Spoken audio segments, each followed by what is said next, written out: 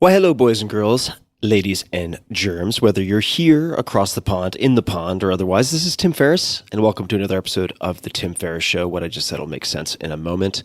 It is my job on every episode to deconstruct world-class performers, to tease out the favorite books, the habits, routines, forms of journaling, whatever it might be, that you can test and apply in your own lives.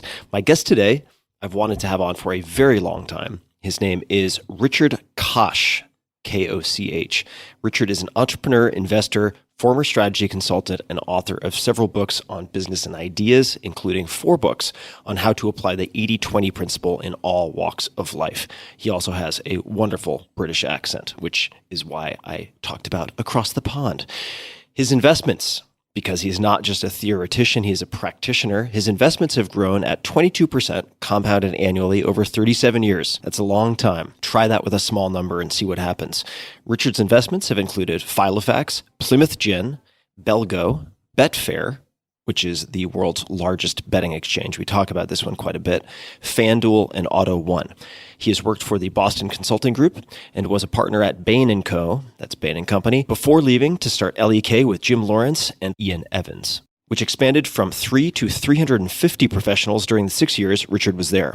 In 1997, the 80-20 principle, the book, reinterpreted the Pareto rule, extending the observation that most results come from a small minority of causes, which was well known in business, into personal life, happiness, success, and more. The book, substantially updated in 2017, has sold more than 1 million copies. I have bought many of those myself and given copies away. It's been translated into roughly 40 languages and become a business classic. It was named by GQ magazine as one of the top 25 business books of all time. His new book, published on August 13th, 2020, is Unreasonable: Success and How to Achieve It. In it, Richard charts a new map of success, which he says can propel anyone to new heights of accomplishment. High success, he says, does not require genius, consistency, all-around ability, a safe pair of hands, or even basic competence, which is reassuring, but it does require the 9 key attitudes and strategies he has identified, and we dig into all of this and more in this conversation. It's important to note, I had a great time doing this, that's not important, but the following is important, that we talk about a lot in the world of investing and consulting because I want to give you all a lens into his thinking. So rather than listening to someone say negotiating is important, I would prefer to dig into real world examples of what they have done so you can learn how to fish, metaphorically speaking, as opposed to being given a fish in the form of some type of fortune cookie parable or something like that. So we get into a lot of concrete details in investing and consulting, and those are lenses through which you can look at many, many areas in your own life, whether it's personal or business. So I just wanted to explain that, and I think that's enough preamble. We get into a lot. We get into the art of gambling, 80-20 principle, happiness islands, achieving unreasonable success, ball-aching insights, journaling, Walt Disney, and lots more. You can find him on Twitter at RichardKoch8020 and online richardkoch.net.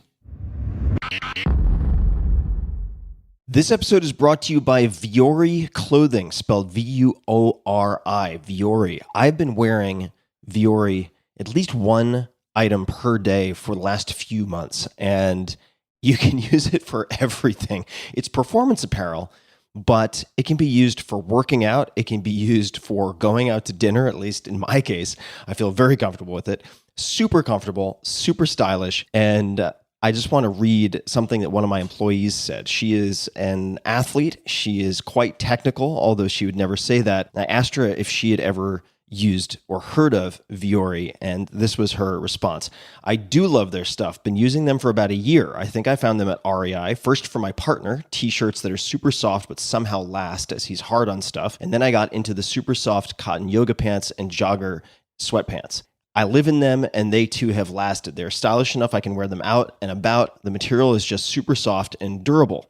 I just got their Clementine running shorts for summer and love them. The brand seems pretty popular, constantly sold out. In closing, and I'm abbreviating here, but in closing, with the exception of when I need technical outdoor gear, they're the only brand I've bought in the last year or so for yoga, running, loungewear that lasts and that I think look good also.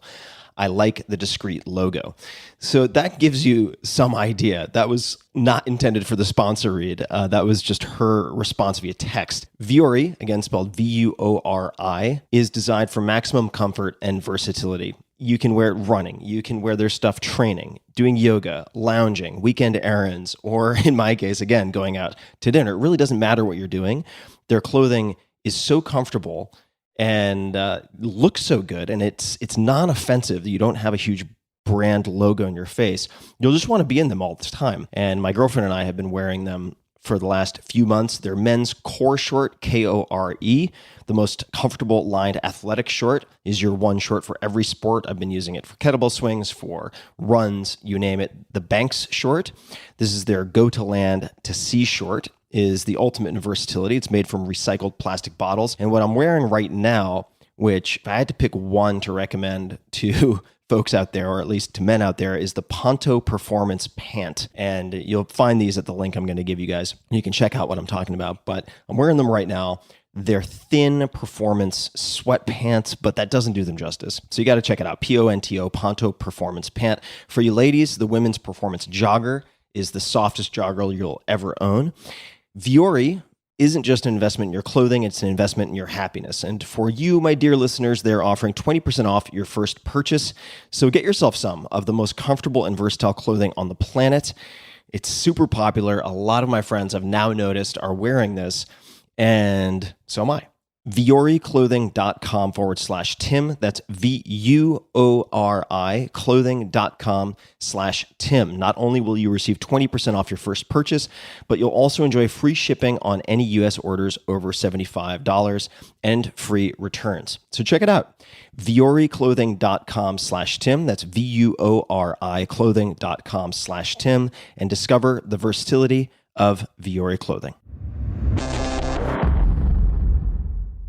This episode is brought to you by Athletic Greens. I get asked all the time what I would take if I could only take one supplement. The answer is inevitably Athletic Greens. I view it as my all-in-one nutritional insurance.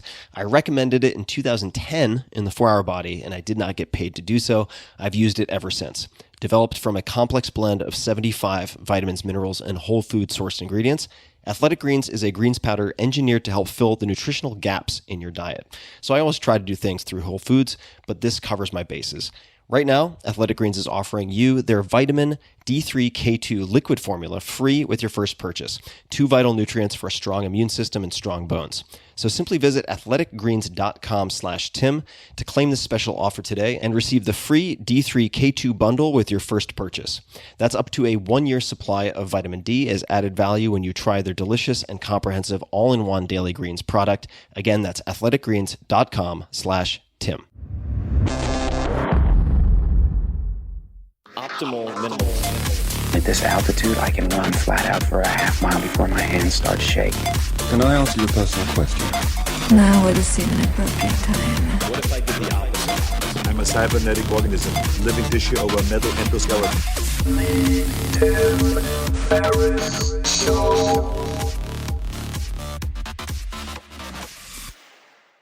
Richard, welcome to the show. I'm so thrilled to have you. It is, in some respects, decades overdue. And we were just chatting before clicking record. Could you please get us started with wines and spirits? It's a great pleasure to be talking to you, Tim. Thank you very much for all your generosity in giving me quotes to put on books and things like that. That's very much appreciated. I'm not sure that this is a great place to start, but I was just thinking that you had reinvented the talk show. And when I was 17 and I had the first job in Windsor, England, as a van driver for a firm of wines and spirit merchants. They were called Lovibonds, and they were probably about the most old-fashioned wine and spirit retailer you could possibly imagine. And one of the things which they did was deliver wine and spirits to quite a distinguished bunch of people, actually. I used to drive into Windsor Castle and give the Brigadier his gin and so on and so forth. But one of the other people that I used to visit was Michael Parkinson. And Michael Parkinson, as you know, was a very successful sports writer and broadcaster who then branched out into doing chat shows. And some of the stuff which he did was marvelous. I saw a clip the other day of him talking to David Bowie, and it was fantastic. They were really enjoying themselves, and they were moving very smartly from point to point. And that made me think about you, because I think you reinvented the chat show on podcasts, and it's just amazing. So anyway, that's my non-story to start with.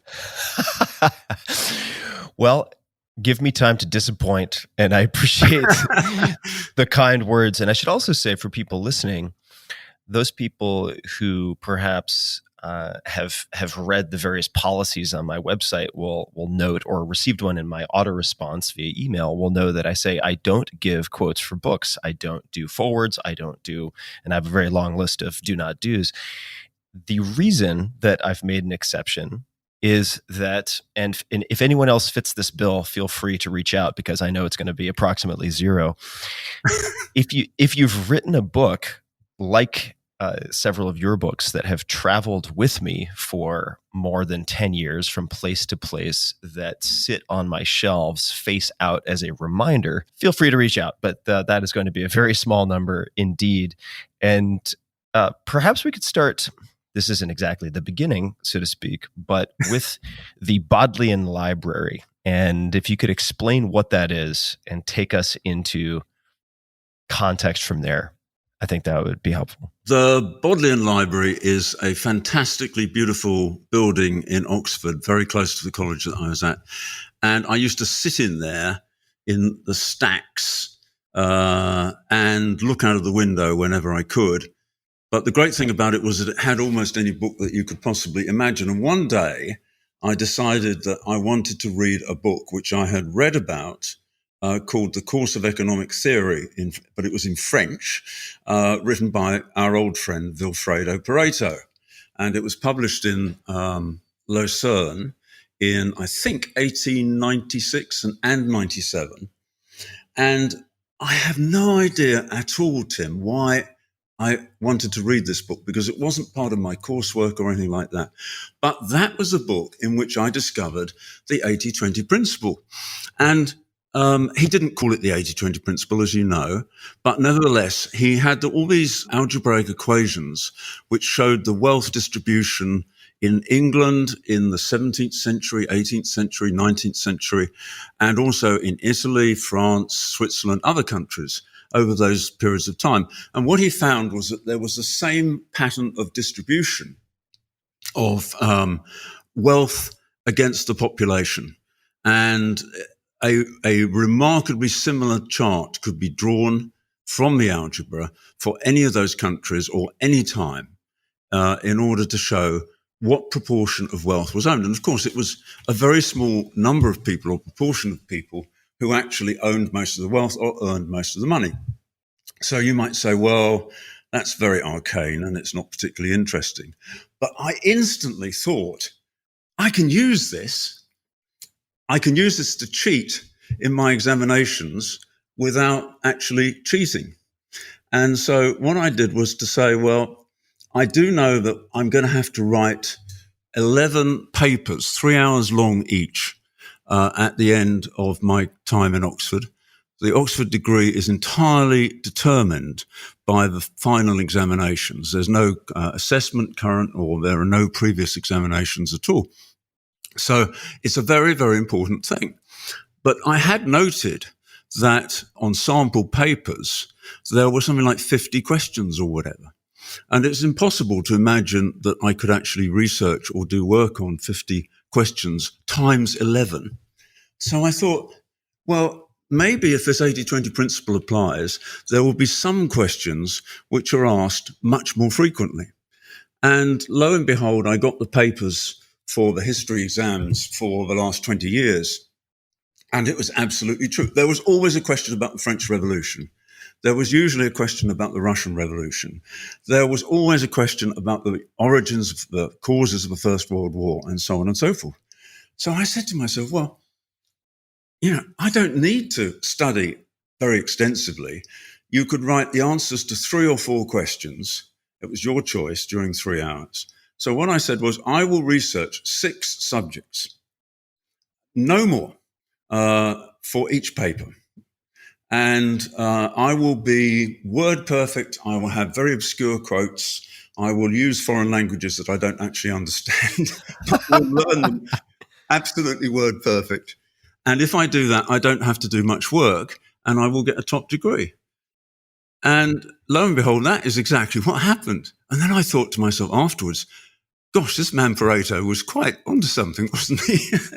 So that was my introduction to the 80-20 principle. And perhaps I've never looked back in some senses. You know what is, well, to me, so funny about that in part is that I did something very similar. I just was not aware of Pareto at this point. But when I was doing my undergrad, I, about halfway through, began asking teachers to give them some degree of sort of plausible deniability, because I was hesitant to ask outright what is going to be on the exam, because they're not supposed to answer such a question. But I would ask teachers, or I would say rather, I know I need to study everything that we've covered for the exam, but if there are any particular areas you think I should focus on, would you mind telling me? And they were very forthcoming. So it ended up having a very similar effect, although I definitely was pleased that in most cases, not everything hinged on final exams. I think I probably would have been crushed under the sort of the psychological intimidation of that type of sink or swim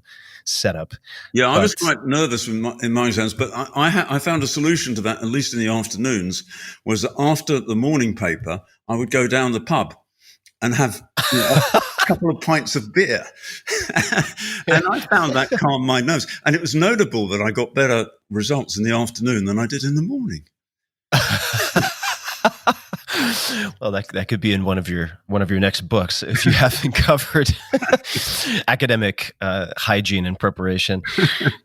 Now, if we're looking at formative periods, let's just say high school, college, university, however we want to label it, I'm looking at notes, as I do in these types of conversations, from an interview you did with Boing Boing a long time ago, an outlet that I know very well. And one of the questions posed was, what advice would you give to a smart kid who's now in high school? And you can feel free to fact check this and correct, but the answer I'm just going to read briefly, and then I have a follow-up. Discover what you are best at doing and enjoy that is different from what all of your peers are doing and that requires relatively little effort from you. Then put huge effort into honing that skill so that it becomes monstrously greater than anyone else's. Keep demanding that each year you make your peculiar talent more peculiar and much more potent. Use the skill to make the world a more interesting place.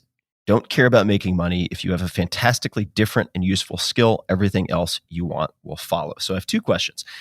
Accurate or not accurate quote. Secondly, what is your peculiar talent and how did you discover it? Well, it's totally accurate, and it's very easy to give advice and perhaps less easy to originate the advice, or at least to exemplify the advice.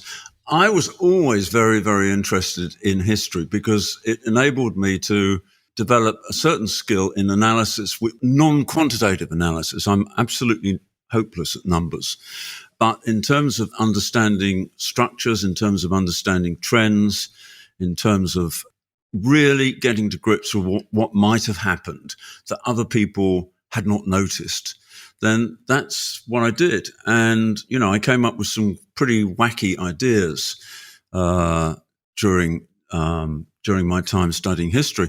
But I thought that they were plausible, and the examiners must have thought so too. I mean, for example, it seemed to me that Hitler had copied pretty much what Lenin and Stalin had done. So, of course, Hitler was a great anti-communist, and they were great anti-Nazis. But he actually had followed Lenin's policy, for example, of a one-party state, which no one before Lenin had really done, and of death camps for dissidents and enemies of the regime.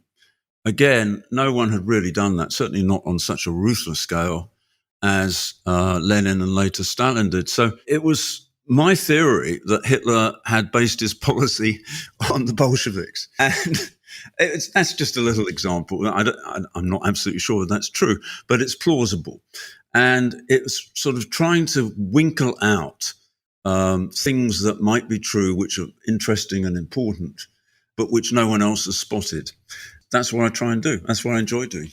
So you mentioned hopeless with numbers. Now, or maybe I injected the hopeless, but you were very self-deprecating with respect to numbers and numeracy. And yet, people would look at your track record of investing as an example and ask, how can that possibly be the case? So, again, in my notes, I have Betfair here, which I would love for you to explain, but it adds that you couldn't use their website. Now, please explain. Okay. Well, the way of reconciling those two apparently different things, I do have a very good track record, thank God. I've been very lucky, or very fortunate, at least, in my investments. But it's not based on being an analyst in the conventional sense. I got fired from the Boston Consulting Group because I was no good at doing financial and market analysis, despite the fact that I was quite good at doing some other things which they didn't value very much. It is true that I'm not particularly numerate, but I believe that's a skill which is, readily available from other people. And as far as Betfair is concerned, I base my investment, as indeed all my investments are based, on the star principle, which was something that the Boston Consulting Group themselves had invented way back in the 1960s. And this is the old chart of the dogs, stars, question marks, and cash cows. So I never make an investment unless the business is a star business or has the potential to be a star business. And BCG's definition, my definition of a star business, is the market leader in a niche, a defensible niche, where you can protect it against other people, other competitors, and a high market growth rate. BCG said more than 10%. I've really tried to aim at more than 30%. And the thing about Betfair was that a friend of mine in 2001 came along and said, we've started this betting company, and I'm a gambler, I like gambling, and we think it's completely different from anything else because it's not a bookmaker. And I said, well, what do you mean? And he said, well, a bookmaker is someone who makes a book and basically offers odds to punters, gamblers who might want to bet on it.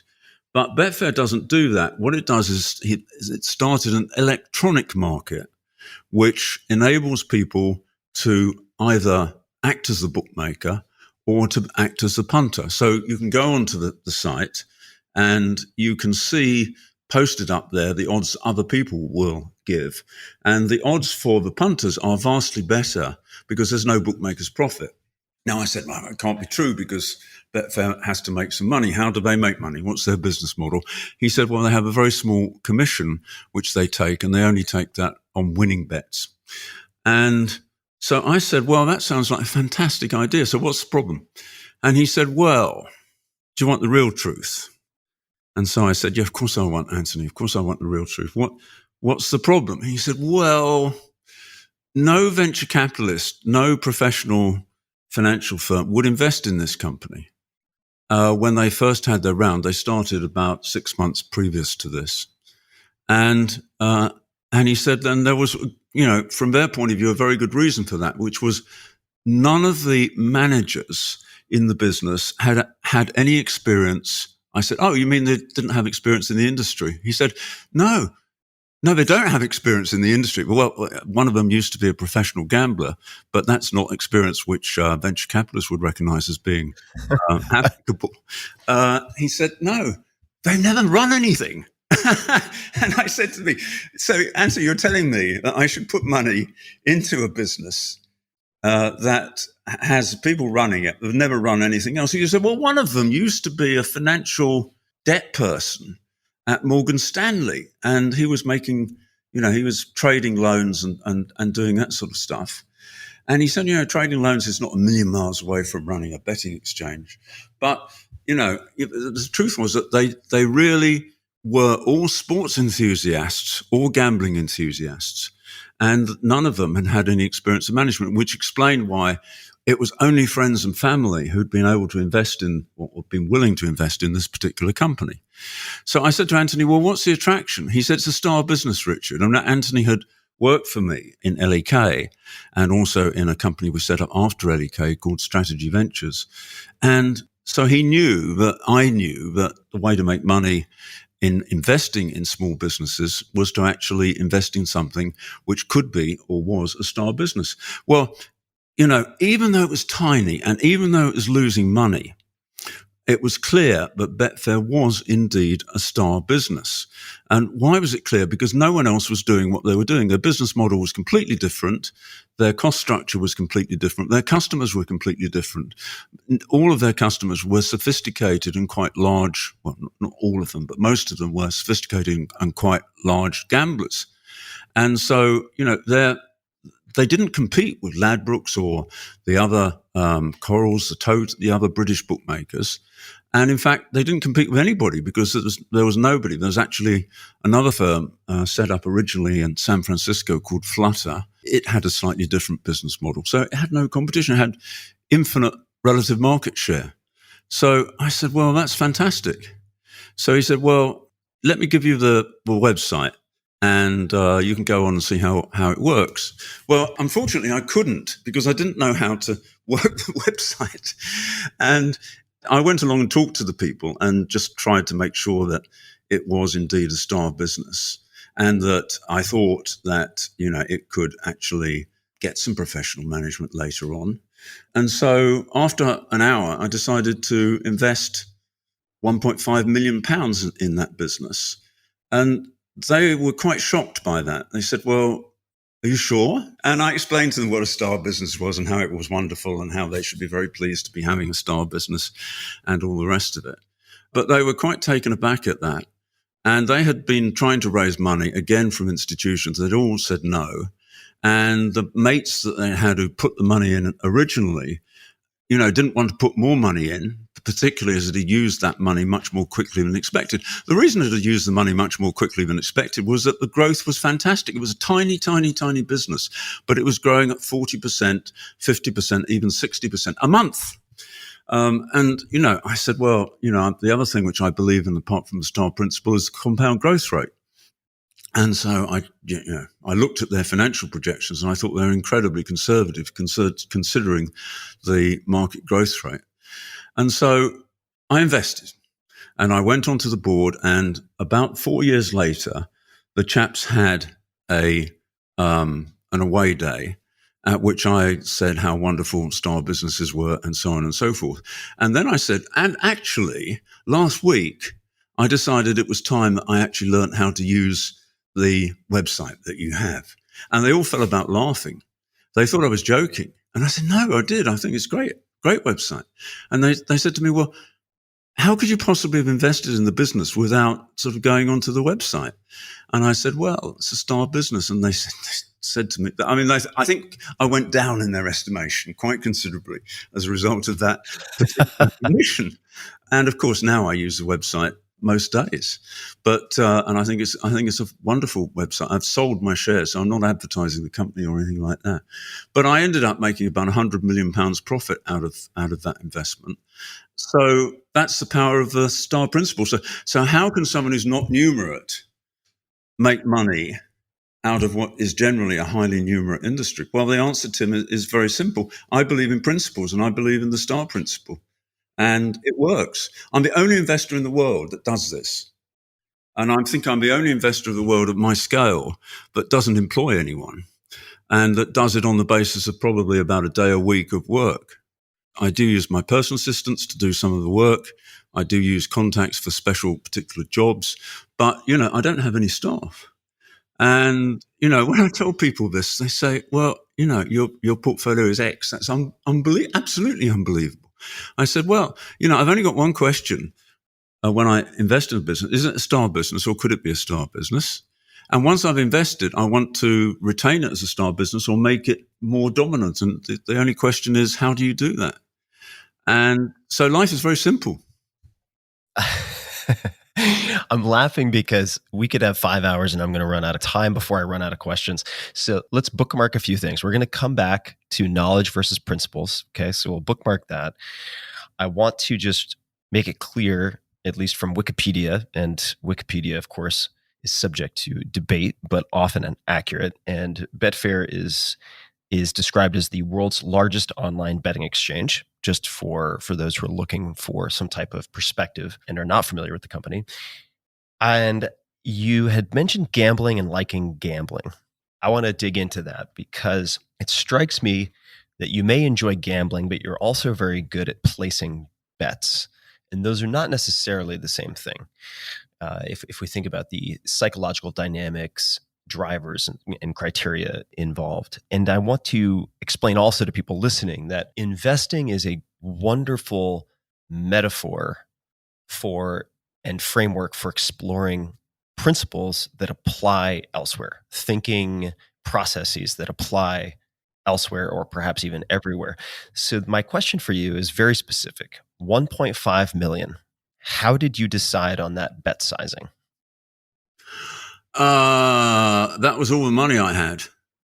Holy shit. Wow. Okay. So you just pushed in all your chips? Yeah, I mean, all my liquid assets, and this is quite typical for me. I mean, I want to be fully invested. It's something I'll talk about later, which is that one of the things which is quite absurd about me is that I actually don't have very much money to spend, and I don't really mind that. I tend to, when I'm in London, for example, in normal circumstances, I would take public transport. I would go on a bus or the tube. I would cycle if I possibly could, but I wouldn't take a taxi or even an Uber unless it was absolutely, I was desperately short of time. And I don't believe in being desperately short of time. I always make sure I have plenty of time because I don't want to be rushed and because I can always use the time to think or whatever. So how do I decide on the bet size? It's just a matter of what I have available if I think it's a good bet. I hasten to add, I don't make money out of my horse racing gambling. That is purely an entertainment, and I don't place particularly large bets relative to my net worth either. If I can go for 18 months without having to put any more money in my account, I'm very happy. It's a different kind of bet. I mean, gambling, I think, is gambling, conventional gambling, whether it's poker or it's at the casino or it's horse racing or it's betting on tennis or baseball or football or anything like that. I think there are people who make money at it, but they usually either have some inside information or they are incredibly skilled at judging probabilities, and they often have, even research. I know someone who had 50 employees tracking football in order to see whether the odds on particular football matches were right or not. And he would take positions, and he made a lot of money out of that consistently every year. But, someone like me who doesn't know a lot about football, knows nothing about football, doesn't know a great deal about horse racing, is at a certain disadvantage. I have a particular method which I use, which is based on looking not where the horse came in the race, but on the time relative to other times. And all that is calculated on the Racing Post website. It's something called top speed. And whenever I make a lot of money in horse racing, it's because Top Speed has shown me a horse which is not far away from the favourite, but might be at odds of 30 to 1, or in one case it was even 330 to 1. That's unusual. But betting on companies is fantastic, because if you understand how important relative market share is, and if you understand whether or not a company is able to segment itself and therefore have a defensible position in a particular segment, like Betfair, then it's absolutely fantastic, because you can basically invest and know that you might lose your money, but overall you're going to do very well out of that. And, I have very rarely lost money on star businesses. The cases where I've lost money is where I thought something might become a star business and it wasn't. Does that answer your question? It does. And I have a whole handful more to follow up. So you wrote an entire book on this, The Star Principle 2008. That was published in 2008, Work and Investing in Star Businesses. That was the focus. When you say segment itself, businesses that can segment itself, and you mentioned Betfair, what does segmenting itself mean? It means that it defines the market in a way that nobody else has done, or that very few people do, and therefore that it's possible to become the market leader in it. So Betfair is a very good example of that. It's a betting exchange, which is an electronic market where people can post bets on either side, buy or sell. It doesn't take principal positions as bookmakers do. So it's once its overheads are covered, it can't lose money. And it competes against other betting exchanges, not against the big bookmakers, because anyone who's a big gambler isn't going to go to Ladbrokes or Corals or the Tote or Paddy Power or any of those conventional bookmakers, because they know that the bookmaker typically takes out about 10% on each event. And Betfair takes out maybe 2%, but that's only half the time if you win half the time and lose half the time. So it's 1% plays 10%. And therefore, it means that the customer profile is completely different and the way that the cost structure operates is completely different. So it's a separate business segment because it's not competing with conventional betting firms. So it means that a company has to do something differently. It either has to have a price advantage and therefore a cost advantage in the way that Betfair does, or it has to offer something which is so attractive that people will pay, even if it's the same price, they will actually go there. So, the three things that you want to do if you want to, what I call proposition simplify, are you have to have something which is very useful, you have to have something which is easy to use, and preferably you want something which is aesthetically pleasing, which gratifies you as a joy to use. And if you think about any of the Apple devices, then they created their own segments with the iPod and the iPad and the iPhone and other devices because it was different from conventional competition. Even the Mac really didn't compete head to head with IBM. And anything where you can get a big price premium, for example, 30% plus, as Apple's been able to do on all of its devices, at least at the start, you have something which is a separate segment because it's not competing against a low-cost competitor. And if you are going to be a low-cost competitor, you want to be low-cost in a segment which is different from the other segments, because otherwise the existing large companies will eat you for breakfast. You are unconventional in many different respects.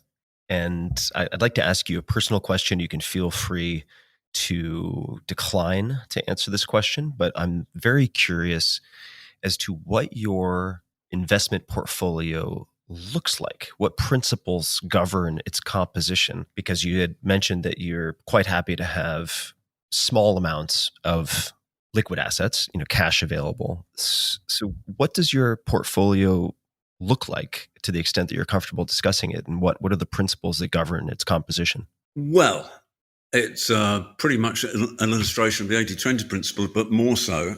I suppose my most valuable I've got about 40 assets, companies in which I've invested. And the most valuable company in the portfolio constitutes about half the total value. And another one constitutes about a quarter of the total value.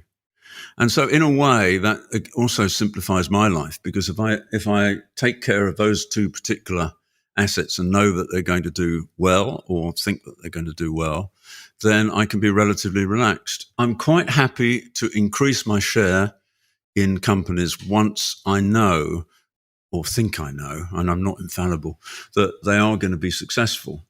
So, for example, the company that is my largest single investment, I started off with a relatively modest investment and might have had about 2% of the company, and I'm now up to 60% of the company.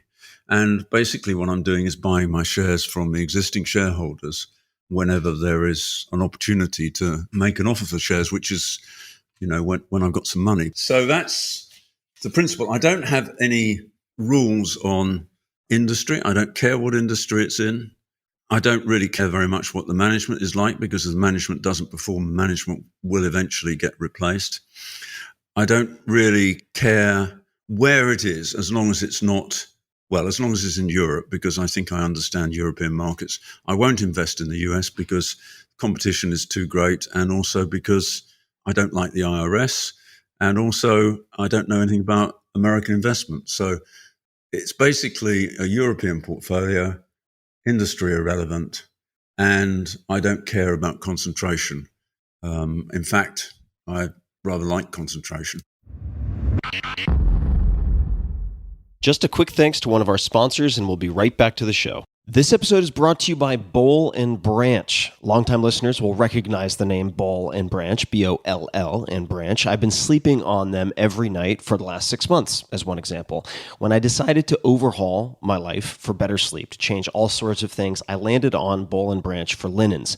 They are incredible right out of the box, and you feel the difference immediately. They are the softest and most comfortable pure organic cotton sheets available. They are $1,000 quality for a fraction of the price, starting at just $160. Boll & Branch helps my body sleep better at night, and I only learned recently many reasons for why they should also help my mind and conscience sleep better at night.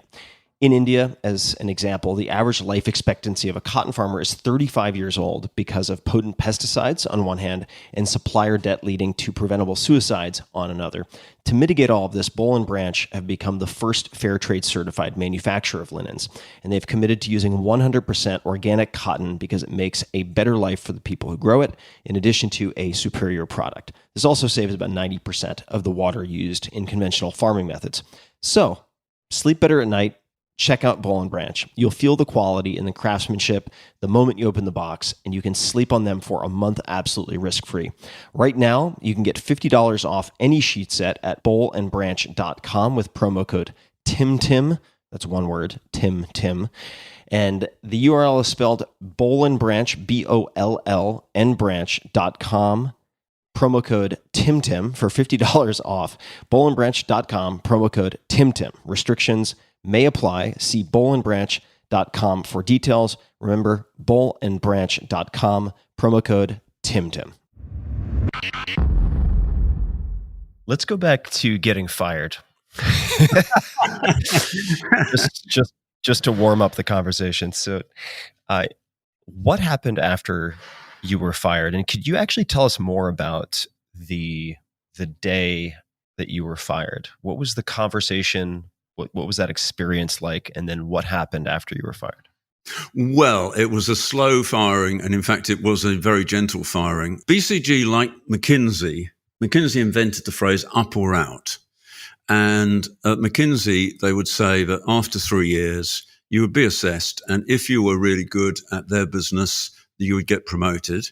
And if you weren't, you'd be asked to leave. But they would do it in a very, very nice way, because they were sort of dividing the sheep and the goats. The sheep were the people who were good enough for McKinsey, and the goats were people who were good enough to be McKinsey clients. So that was their philosophy, and they were terribly nice to the people. But in fact, it was kind of like, it was a form of, I don't know, it was a form of sort of psychological one-upmanship, because the people who left generally weren't as bright as the other people. It wasn't that they could do things that the McKinsey people couldn't do. It was that they weren't as bright in terms of the strategy of a business and analysis and so on and so forth. So that worked extremely well. Well, BCG did not have quite as rigid a formula as McKinsey, but they did have this policy that if after 3 or 4 years you had not been made from a consultant into a manager, the consultant was a typical entry level for someone who'd been to business school, you would, you'd be pretty much an anomaly, would be the way that they would probably put it. And therefore, you might start thinking about what you wanted to do. And so I had a number of those conversations with people. But I said to them, look, you're dead wrong. This was me. This is me in my arrogant youth, and maybe I haven't got rid of the arrogance altogether. I said, look, I'm no good at analysis, but I can charm the clients. I can talk to the clients. I'm quite articulate, and I can understand what the issues are, the strategic issues, and I can relate those to the client. So, I might not be very good at being a consultant. I might not even be very good at being a manager, but why don't you make me a vice president? Because I could actually do rather well. And they would chortle. They would say, Richard, we have to have a hierarchy. And I said, well, look, Adrian, for example. Adrian's now a vice president. We all know that he was a pretty good consultant, but he wasn't a terribly good manager because he couldn't command the analysis. And that's the heart of, what BCG does. And so he had to rely on other people to do it. But now he's a vice president. He's selling a lot of business very successfully and helping clients. So, I'm like Adrian, basically. And they would, again, chortle a bit. But eventually, very nice guy called Phil Hume, who's later started Computer Center and made quite a lot of money out of Computer Center, sat me down and said, Richard, you are running out of road a bit. And I said, well, look, I got a fantastic an assessment from Roy Barbie the other day. He said how much the clients love me. He said, yes, Rich, we know that, but basically you can't do what is really our power alley. So maybe you sort of think about looking around. And I came out from that meeting thinking, is he right? Is he right about this, or am I right? And I thought to myself, well, maybe he's right. So I actually then very quickly went to other consulting firms, to McKinsey and to Bain Company, to see whether they... May I say something, Richard, just for a second? That is, for people who don't have any context on management consulting, when you say McKinsey, when you talk about Boston Consulting Group, when you talk about Bain Company, just as a point of reference for folks who may not be familiar with this industry, when I was studying at Princeton, there were exactly two industries that recruited heavily. You had the investment banks, you had Goldman Sachs and a handful like that, and then you had what were considered the elite of management consulting, and that included McKinsey, BCG, in other words, Boston Consulting Group, Bain Company, and so on. So these are the most prestigious names in the world of management or strategy consulting. I just wanted to add that as a bit of background. Yeah, thank you. Sorry, I always assume that everyone knows, and they don't. I mean, when I was doing it, it was a very obscure industry, and now it's less obscure, but it's still pretty obscure.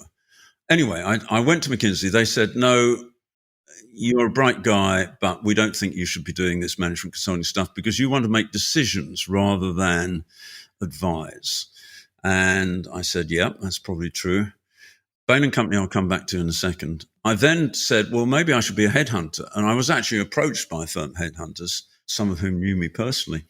And so I went off to see Egon Zehnder in Zurich, with a view to becoming, and Egon Zehnder was the leading, at that time, probably still is, the leading European headhunter.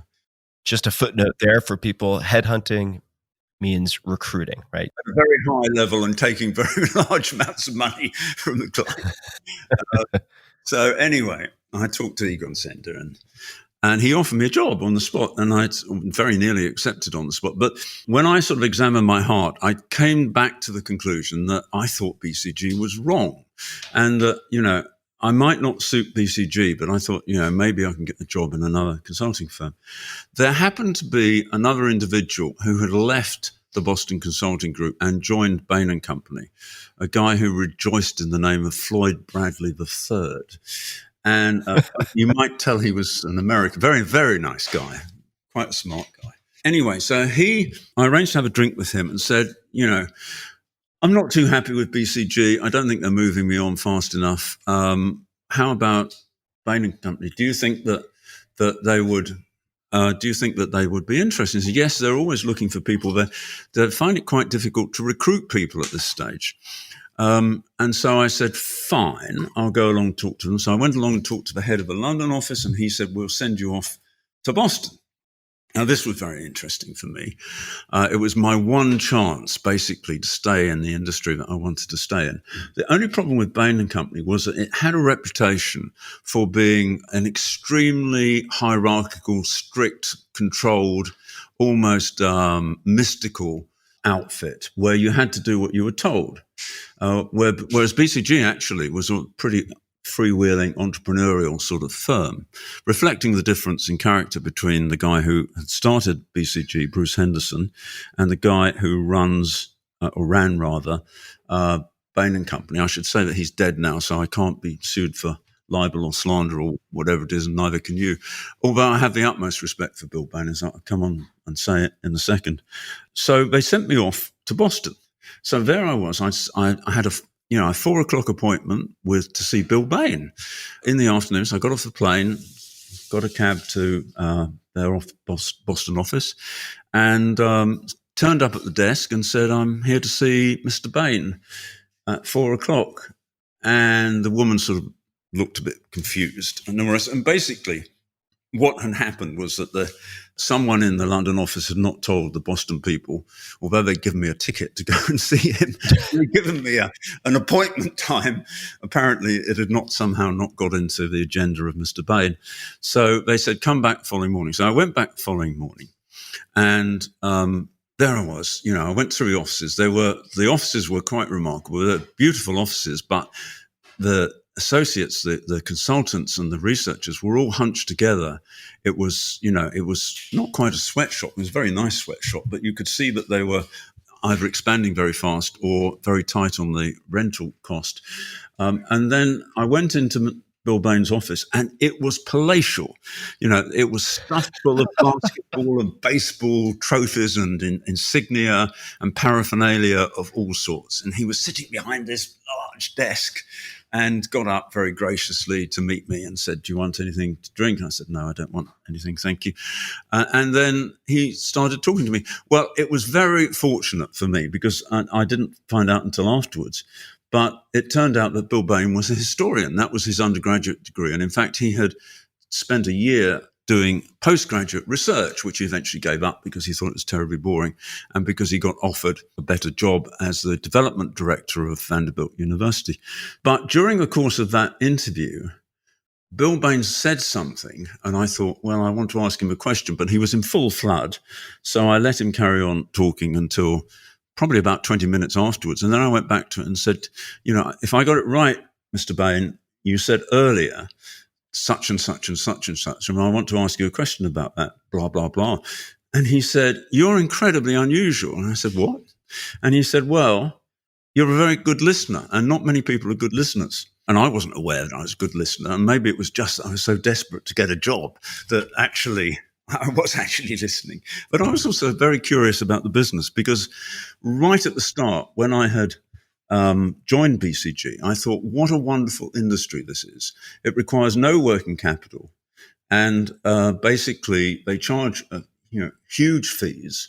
They don't pay people a hell of a lot of money. Eventually, they give them bonuses, which is where the working capital comes from, the difference between the standard pay and the markup, which is some of which is eventually rebated to the professionals involved. And it's expanding very, very fast. And they've got this great model called the growth share matrix because it's got market growth on one axis and it's got the relative market share on the other. So they call it the growth share matrix, but it's more popularly known as the Boston box. And it's this thing which has cash cows, dogs, question marks, and stars. The one thing I just wanted to say also as an observation of friends who have come out of McKinsey is that it seems that 2x2 matrices are very popular for organizing thought. Yes, and in fact, McKinsey went one better. They developed an imitation of the Boston box, which was a 3x3 matrix. But as always, economy is everything, and it wasn't as good, and it isn't as good, in my humble opinion. Anyway, the end of the story is that Bill was quite taken with me, and I was quite surprised. And he said, "I want you to come and talk to Ralph Willard, one of the other founders of Bain & Company." And Ralph was a very jolly chap, and we got on very well, and so on and so forth. So they actually offered me a job. And then I said to them, well, Ralph said, "How much do you want to be paid?" And I said, "Well, I'm earning such and such at the Boston Consulting Group, but obviously if I'm going to take a step like this, I want a 50% increase." 50%? That's ridiculous. And I said, "Well, maybe you can just make me an advance for joining and not consolidate it into the salary." But, at that stage, I was feeling confident that they wanted me. So I sort of raised the stakes a little bit, despite the fact that at the beginning of the day, I was totally desperate.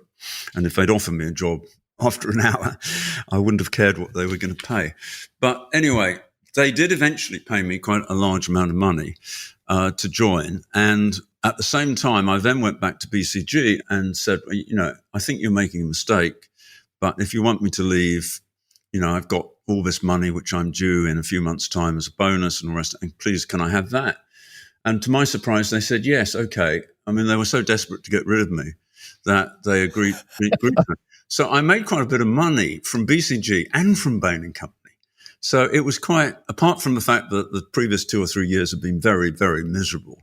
And I redoubled my efforts to succeed at BCG. I worked 80 hours a week. I got fat in the face from eating fast food at night. I basically neglected my personal relationship. I stopped exercising. It was a complete disaster. And, if I was to give advice to anybody who's in a similar situation or even a less desperate situation, I would say, if you're not succeeding in a job, give up. and go somewhere else where, your talents can be better appreciated, or your talents are more suited to what that firm does. So Tim, I just could not admit failure. This was the thing, to me, personal success was absolutely essential to my happiness. And it has affected my self-image and all the rest of it. And I could not believe that these very intelligent people at BCG couldn't see the things that I could do. And, it would have been far better for me to say, well, they just have a different business model. Analysis, quantitative, heavy-duty stuff is their bag. And, it's not something I can do particularly well. And so please give up and stop and decide whether you want to be in the industry, or decide, if you do want to be in the industry, go to a competitor. So the long and the short of that story is that it worked out extremely well in the end, but it was absolutely balls aching, very unpleasant. And I wanted my pound of flesh at the end of it from all the suffering that we'd gone through. What did Bain & Company appreciate about you or utilize in you that was not utilized or appreciated at BCG? Oh, it's very simple to answer that, because I've always been interested in what I call the theology of business. And by that, I mean the business model that a particular firm has. And BCG and Bain & Company were very, very interesting to me. And this comes back to your first question about what am I good at doing. I actually did analyze in my mind, not quantitatively, the business model that BCG had and the business model that Bain & Company had. And they used the same concepts. They were both using the growth share matrix, the Boston box, etc., which incidentally Bill Bain had helped to originate. So it wasn't really plagiarism. And indeed, BCG had put the stuff out there in the public domain. So it wasn't, they weren't doing anything underhand, but they were using all BCG's concepts. But the firms were completely different. And let me try and describe how they were very different. BCG, as I said before, was a very sort of decentralized company. And the vice presidents who were in charge of particular clients were sort of almost autonomous profit centers. Bruce absolutely believed in the market. He was a red-toothed capitalist. He really, red in tooth and claw, he really believed in competition and so on and so forth. So much so that he divided his firm at one stage, and this is quite interesting. This was before my time, but he divided the firm into 3 different parts. And his view was that if one of those firms had developed a slightly different way of doing things, or if they were successful for any particular reason, then the other firms could learn from that, and the market would clear, as he was fond of saying. And what happened was that he put Bill Bain, whom he had hired from Vanderbilt University, where he was the development director, and met Bill Bain because he had the begging bowl out as an alumnus of Vanderbilt. Bruce is an alumnus. And he asked Bruce, will you give money to Vanderbilt University? And Bruce said, no, but come to Boston and we'll talk about giving you a job. So, that was kind of like the backstory from that point of view. But BCG was very, very decentralized. And even each individual consultant all the professionals were actually profit centers. They were rewarded at the end of the year, not on how well they'd done, not on their team performance, not on anything really, but what he called their billability, which was the number of hours that they had actually billed. And incidentally, I was probably one of the most billable people because I was willing to work very long hours. And because initially, at least anyway, people wanted me on their teams. And if they didn't want me, I could even sell my own work. So I had to be included in the people who were on that. But it was very, very decentralized. Bain & Company, on the other hand, was a very, very controlled, and I actually called it Stalinist later on, organization, where it radiated out from Bill. Bill did all the thinking initially.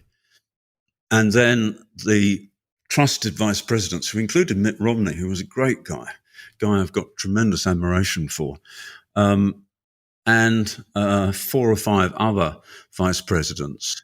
And the formula in Bain & Company was very very tight and unforgiving, which was that they generated all of their business from a relationship with the chief executive or the head of the company, sometimes the president or the chairman of the company, but usually the chief executive, or maybe they were president and chief executive.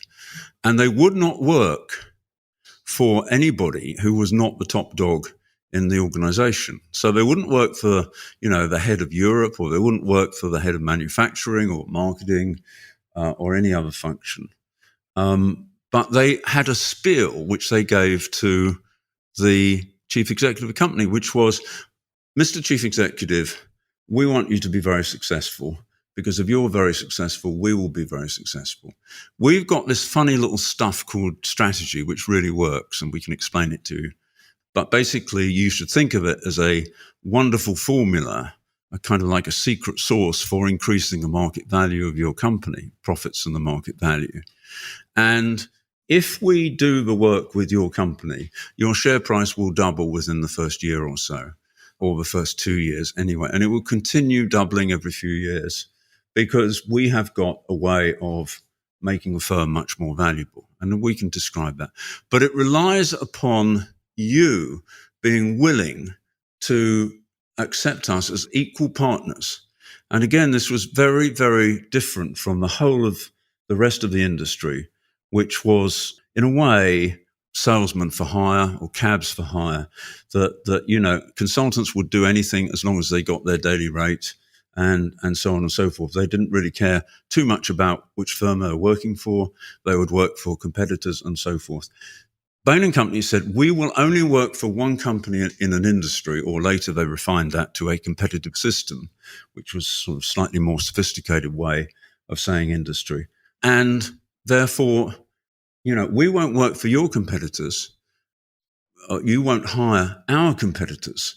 And so therefore, you would be giving a monopoly on strategy consulting, or any other form of consulting really, to Bain Company if you decided to hire them.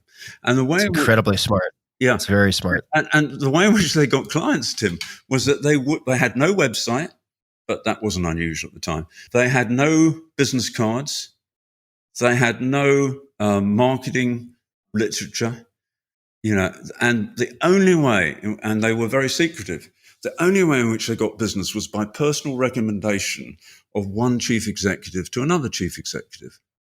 And then within that firm, once the client had been signed on, Guinness or Dun & Bradstreet or Baxter Travanel or whoever it was, they would then have almost a military operation where within each client organization, someone from Bain Company would be assigned to work alongside or with, nominally for, the head of manufacturing or the head of a particular product area, or however the firm organized itself. And they would make sure that they understood what that person was thinking. They would help them by gathering this very valuable information, which Bain & Company did very, very well, about competitors and customers and costs of the competitors. And they would, develop a relationship. I couldn't believe it when I was told by Bain & Company when I joined, take the head of manufacturing out to dinner and discuss things with. I thought, the last thing I want to do is have dinner with the head of manufacturing, who's a very boring man. And, it was all part of the job. And it was incredibly effective because, whereas at BCG, they would go away for 6 months and they'd come back and give a presentation, which was dazzling.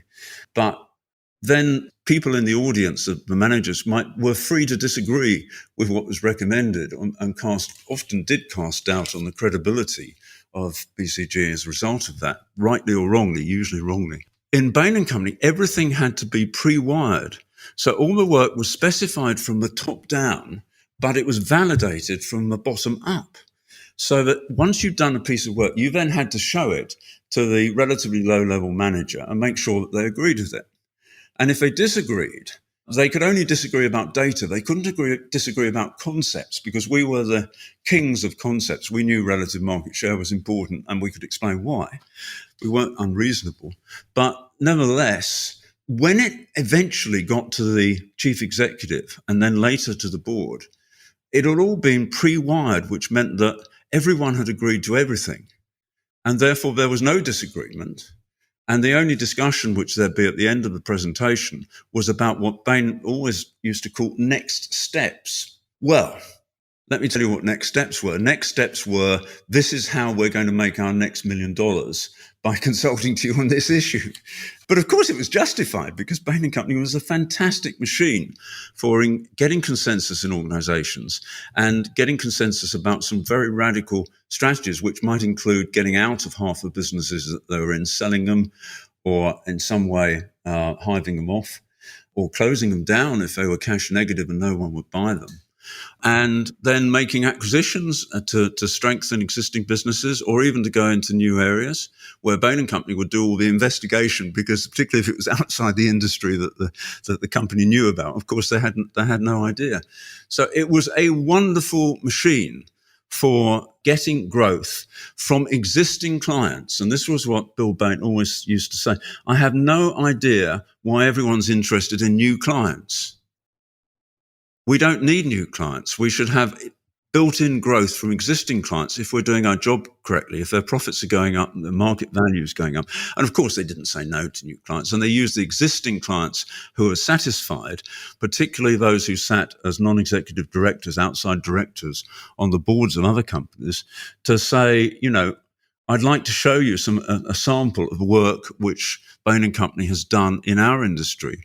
And I participated in one of those events in New York, where I was we were working for an information company, and we went to present to a board of that information company. But one of the people on that board was the chief executive of a scientific company. And subsequently, they hired Bain & Company largely because, I think, of the recommendation of the chief executive, and to a small degree, the dazzling quality of the presentation that I made.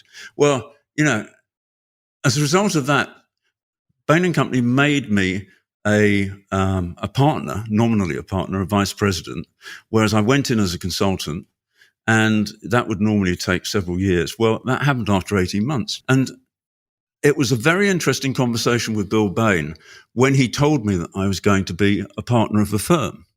And what he said to me was, Richard, I'm going to say something which might surprise you. We've had our eye on you ever since you came and talked to me, blah, blah, blah. And I want you to be one of my partners. And I thought, this is ridiculous. I didn't expect this.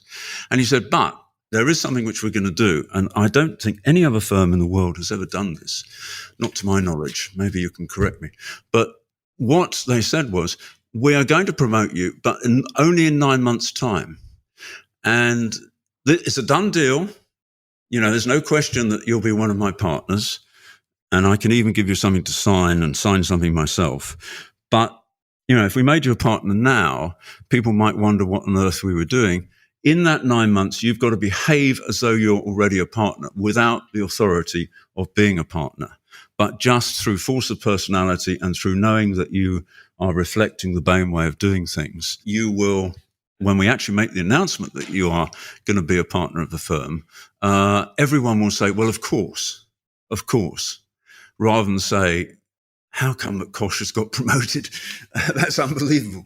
So Bill was such a clever man at controlling his organization, and he didn't work very hard, but he didn't work very long anyway, but he gave a great deal of thought to the procedures and to the management of his own company to make sure that everything that happened in Bain & Company had been initiated in one way or another by Bill Bain, and make sure that that was the thing which was going to make the most money for Bill Bain, for Bain & Company, and also, I'm making it sound as though it's an incidental thing, but it was very important. It was the whole foundation of it for the client organization. It was just a fantastically well-run organization, and it grew at 40% a year for 20 or 30 years, whereas BCG had struggled to grow at 20%. Bain & Company fell on hard times, I think, in the late 1980s because they did a leverage buyout, but that's another story.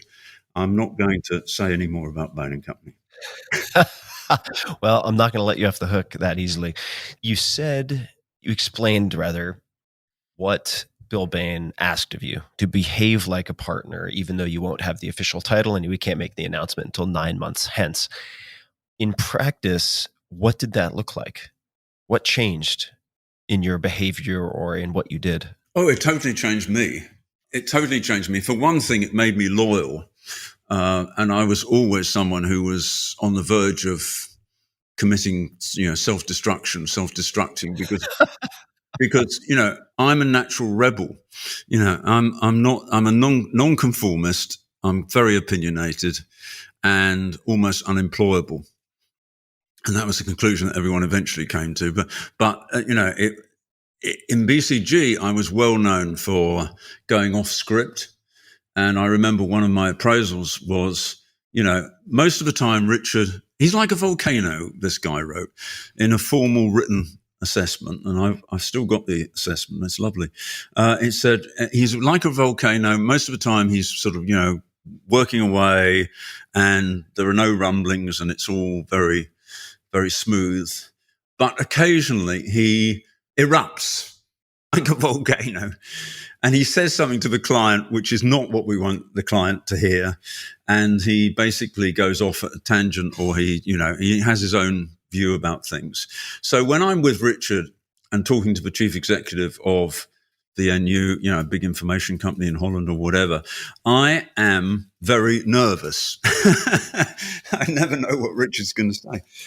In Bain & Company, that was, I'd have been fired if I'd have said, my vice president said, something, and I said, I agree with 99.9% of that, but here's a slightly different view on 0.1%. I'd have been out the door straight away. So it was a complete contrast. So the first difference it made was I felt very loyal to Bill personally and to the organization, which I'd never really done before. I didn't do loyalty. I didn't really do teamwork very well. So that was the first difference it made. The second difference it made was that I decided that I would become much more direct with the people who were working with me. If they were at the same level, if they were below me in the organization, or even sometimes if they're slightly above me. But I did it very nicely. And so if I thought they were going in the wrong direction, I would say, well, I've been thinking about this, Fred, and I think there's a better way of doing it than this. Instead of interviewing the customers in this segment, we should interview them in that segment. We should ask these questions rather than those questions, et cetera, et cetera. So it made me much more, paradoxically, Tim, it made me more diplomatic, but it also made me more assertive. And so, it was great. I mean, I actually thought, gosh, they're going to make me a partner and I'm going to be a very successful partner, and that's fantastic. But it made me feel a little cautious, because although Bill Bain had signed his bit of paper and all the rest of it, I knew that meant nothing if he wanted to change his mind. So I thought, well, the prize is well within grasp. But I feel confident now that it gave me confidence. And so I was able to I was much more effective as a result of that. In fact, I was probably more effective when I wasn't a partner than when I was, because I wanted it so much. But at the same time, I felt in some ways, although nobody knew that I had authority, in reality, I did. And that was a tremendous thing. And I don't understand why firms don't do this more broadly. It's a fantastic way of encouraging personal development, and also of keeping people who might otherwise decide to leave before they're given the nod that actually they are really appreciated and they are going to get promoted. I was going to ask you more about LEK, which was the consultancy you started, which experienced incredible growth, and we may get to that, but I want to skip ahead a little bit, and I'm going to do that in a foreshadowing fashion by mentioning the 80-20 principle, which we'll come back to. In an interview that I have in front of me, a separate interview, the question is, what book has had the single biggest impact on your career? And you answer, my own book, The 80-20 Principle, because it sold more than 1 million copies and has been translated into more than 35 languages. And it goes on and on about that, which we're going to return to. And then you say at the end of the answer that many of your books and much of your investing are related to ideas on strategy consulting. And you learn those firsthand, not from books, but that you can recommend a book called Perspectives on Strategy, edited by Carl Stern and George Stock. Can you speak to what people might learn in that book and why you have recommended it? It's a collection of the early perspectives of Boston Consulting Group. And a perspective was what evangelical group would call a tract, I suppose. It would be something like 500 words, maybe 1,000 words, pretty short. It would be snazzily presented in the livery of BCG, which was quite a nice dark green colour. And it would be mailed to the senior directors of companies in America and Britain, and then wherever BCG had offices. And the very valuable thing about the book is that a lot of the stuff is by Bruce Henderson himself, but there's also more modern stuff. And it outlines the theory that BCG had in the early days, which I think is still entirely valid, of competition, the experience curve, the Boston box, the growth share matrix, etc. And it's just a very, very good primer. And there are many, many books on business strategy, including one which I've written. But I think this is a very, very good thing. And it's very easy to read because it was deliberately designed to do that. Bruce laid out the principles for the perspectives very clearly, which was anything that a chief executive would be likely to agree with was not argued. I mean, it was stated. And anything that the chief executive would be likely to disagree with, which was quite a lot, because BCG was on the mission of saying companies should reduce their costs and reduce their prices steadily. Whereas the conventional wisdom in business at that time was if you could get a high price, stick with it and don't worry too much about the costs. And Bruce had a whole theology around that.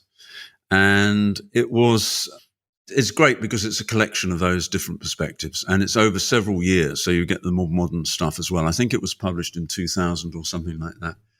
So it is difficult to get good books on strategy. There's a book by someone called Richard, I can't remember his name, called Good Strategy, Bad Strategy. He'll come back to me. But anyway, you type it into Amazon if you want. Good Strategy, Bad Strategy. That's actually a very good strategy book. Very nice short strategy book. And there's my Financial Times Guide to Strategy, which I'll give a small plug to. Out of print at the moment, but I'm producing the fifth edition not as we speak, but at the same time, in the same period of time.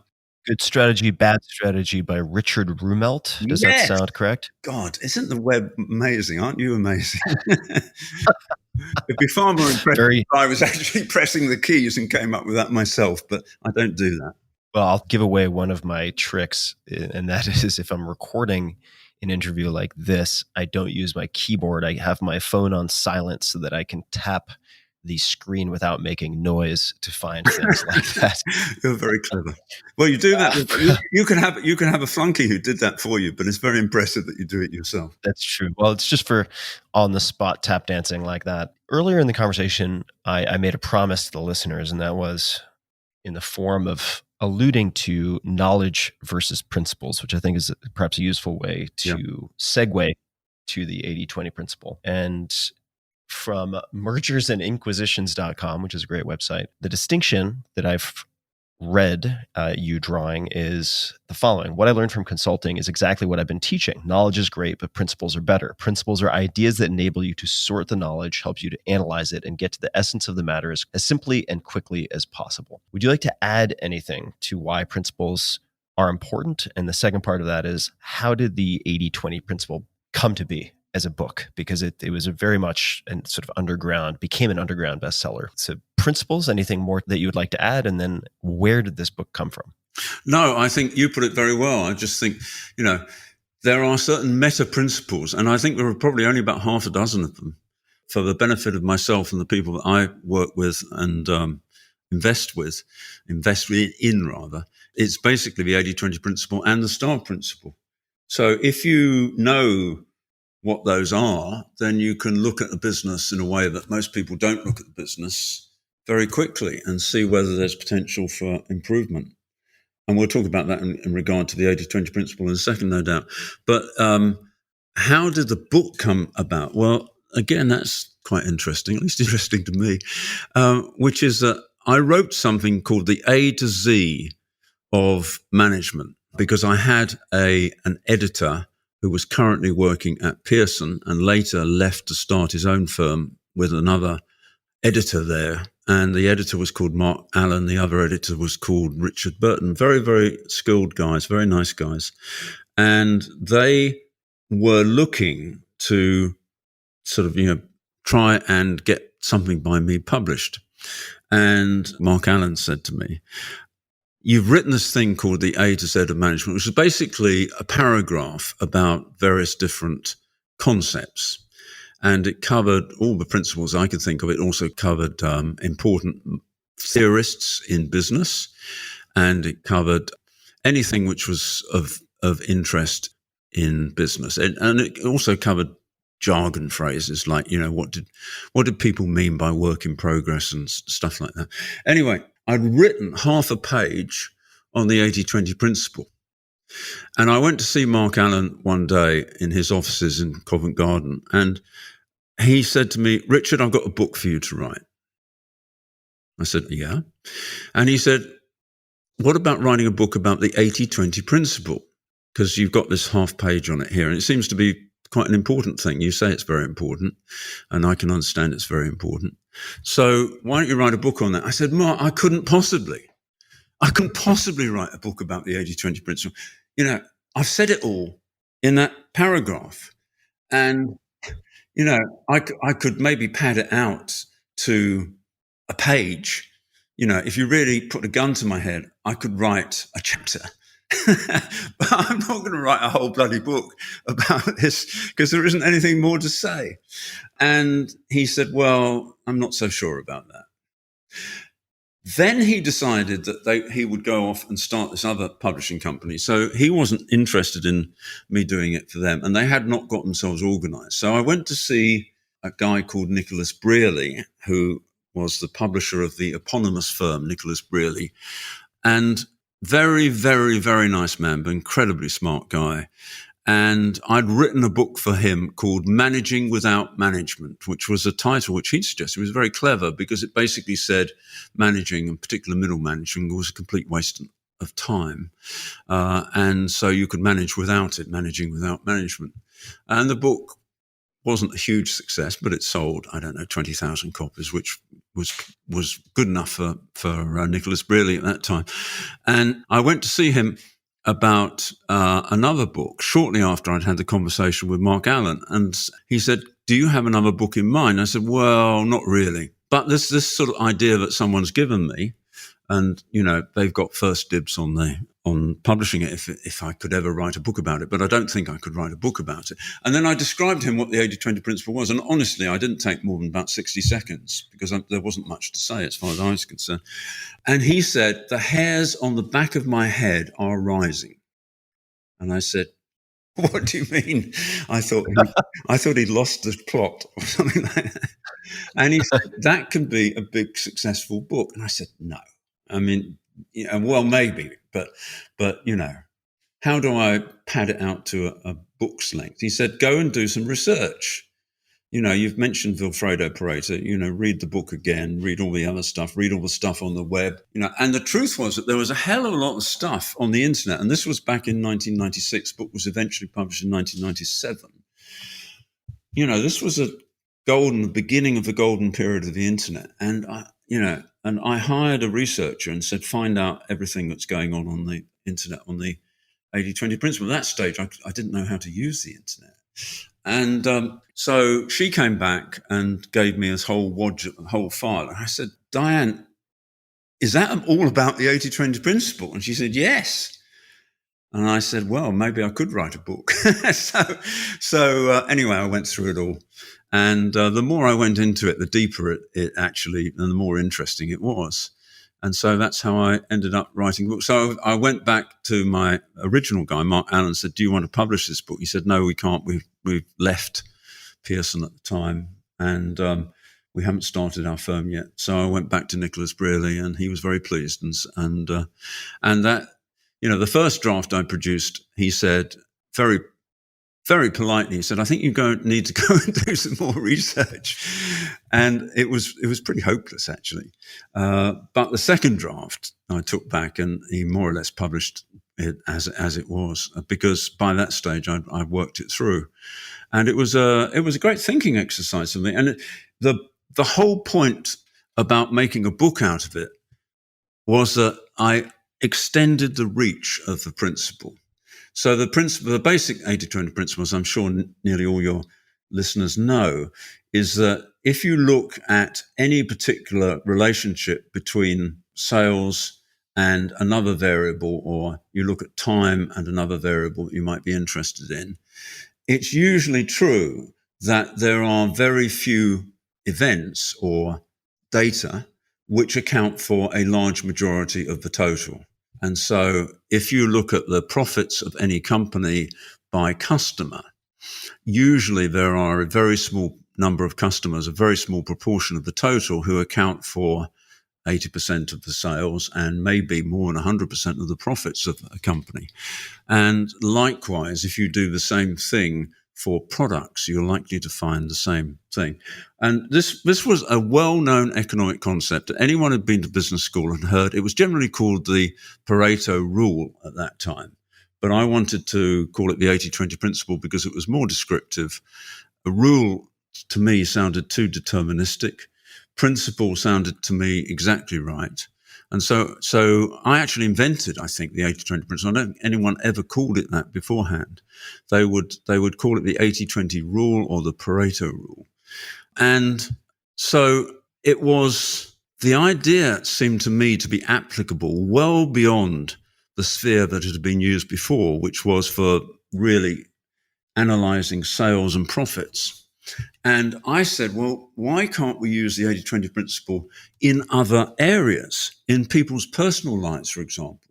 And so I became quite fascinated by the connection between time and results. And then it was a short hop from that to extend that. So basically I would say to people, well, the hypothesis and the whole thing about the 80-20 principle is not that it's a rule, but it's an observation. So you come up with a hypothesis and then you test whether it's true with data if you possibly can, but with, seeing if you think it really is true, if it's something much more subjective and squishy. So you actually could then say, well, it's probably true, it may be true, that 20% of your time generates 80% of your useful output. So tell me what the most valuable things are that you do. And I would say that to people at work, and they would have no difficulty at all in saying, well, it was inventing this new product, or it was selling a large job to this particular customer, or it was writing some copy, which is, very, very effective, or it was making a website, or whatever it was. And I would say to them, well, you've got to do more of that and less of the other stuff. And I'd also say to people that if you manage to do something which is, hugely more valuable than the other stuff, and you do that in half a day, take the rest of the day off. And if you do that for 2 days, take the rest of the week off. If you want to, if you want to carry on working and do even more, that's right. But, as Parkinson said, work expands to fill the time available, spending expands to fill the budget which you've got to spend it, whether it's inside a firm or it's your own money. I was quite interested, incidentally, in hearing an observation which one of your other interviewees said about the Wall Street of the, I don't know, was it 1980s or whatever, and that, basically people got very, very used to the money which they'd earned. They were hugely overpaid, but nevertheless, they found ways to use that. And that was a big trap for them, not for him, but for the others, because what they did was that they got locked into working for Salomon Brothers or Goldman Sachs or whatever. And after a time, they couldn't really leave because their wives or their own personal tastes had developed to such an extent, or their husbands, they needed the money. They had to have $500,000 a year. They couldn't live on less. So I was saying to people, well, let's extend this to your personal life as well. So if time is important at work, then maybe time is important elsewhere. And maybe you get most of your happiness from a relatively small proportion of your time.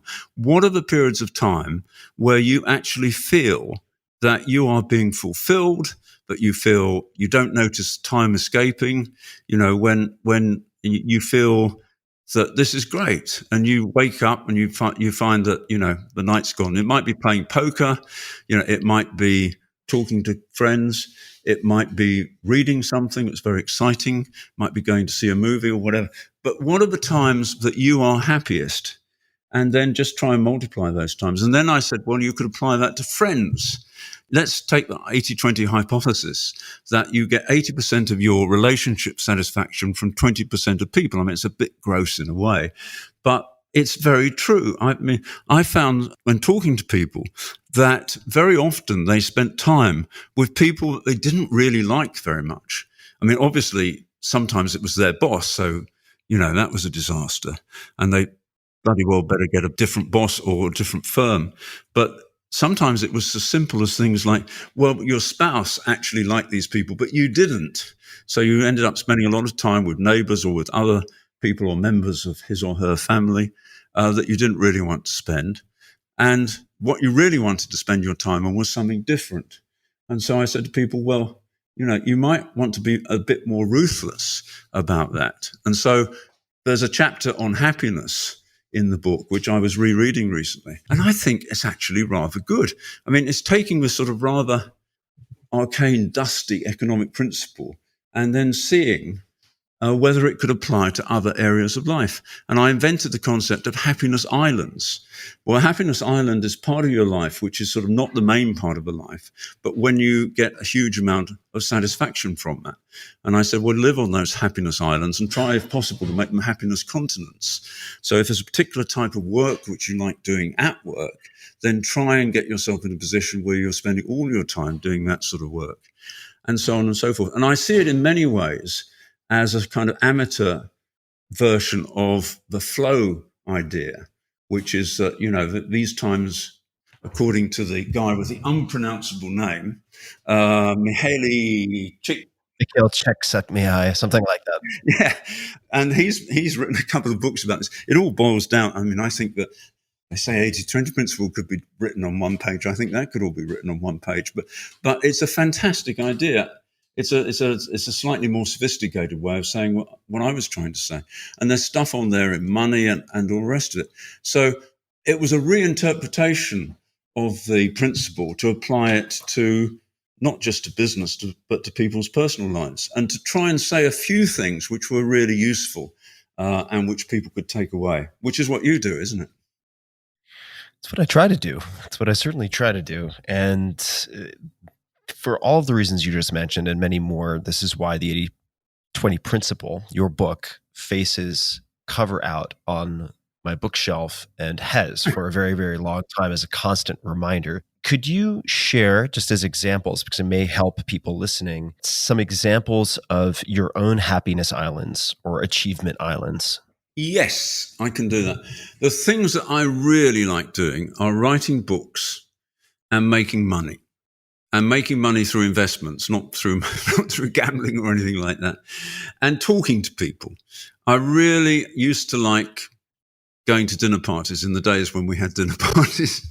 And, I really like to go for long walks with people that, not many people, but a few people that I know we will discover something that we didn't know we knew beforehand. Those are the things that really are interesting. Doing something like this podcast is a flow activity as far as I'm concerned, an 80-20 activity. So it's that sort of stuff.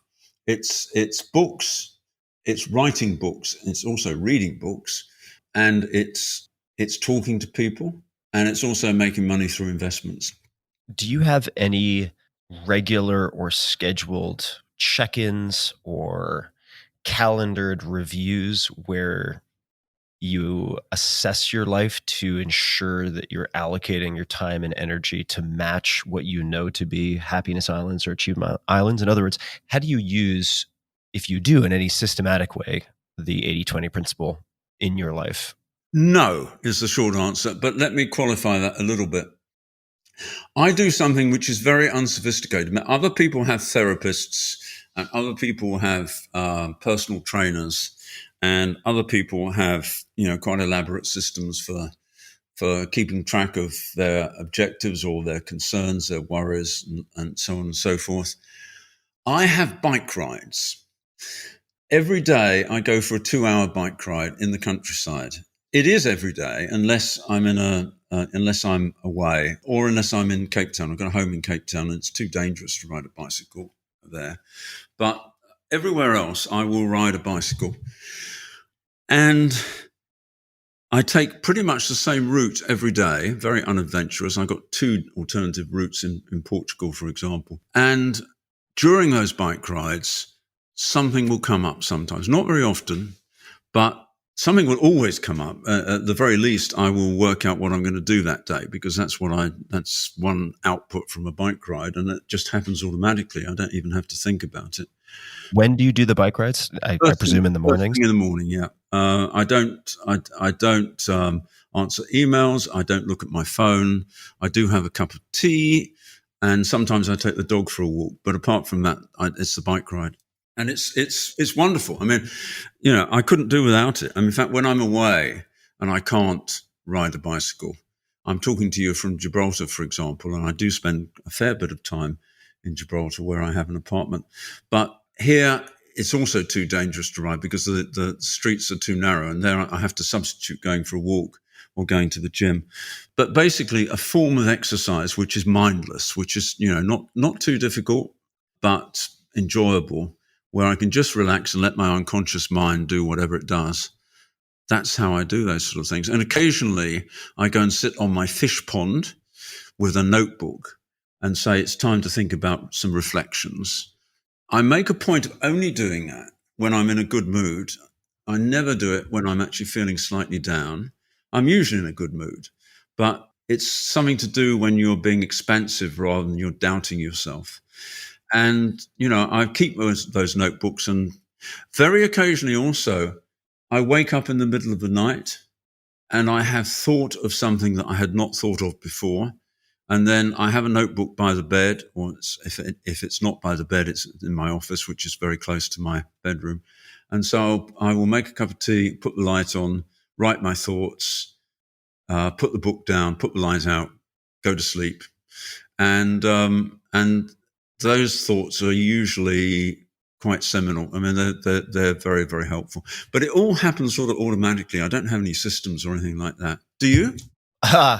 Well, I would say I have acute hypergraphia and take copious notes, most of which end up never being read, and certainly most of which end up being completely unimportant. But amongst all the garbage, there are occasionally useful things. I find journaling very helpful for me in different forms. It's the writing which is important, isn't it? It's the writing. The writing somehow ingrains it on your mind when you do. Do you find that I do find that. It's not, as you say, one may never review the notes. I do actually review my notebooks when I'm on a plane and got nothing better to do and no book to read.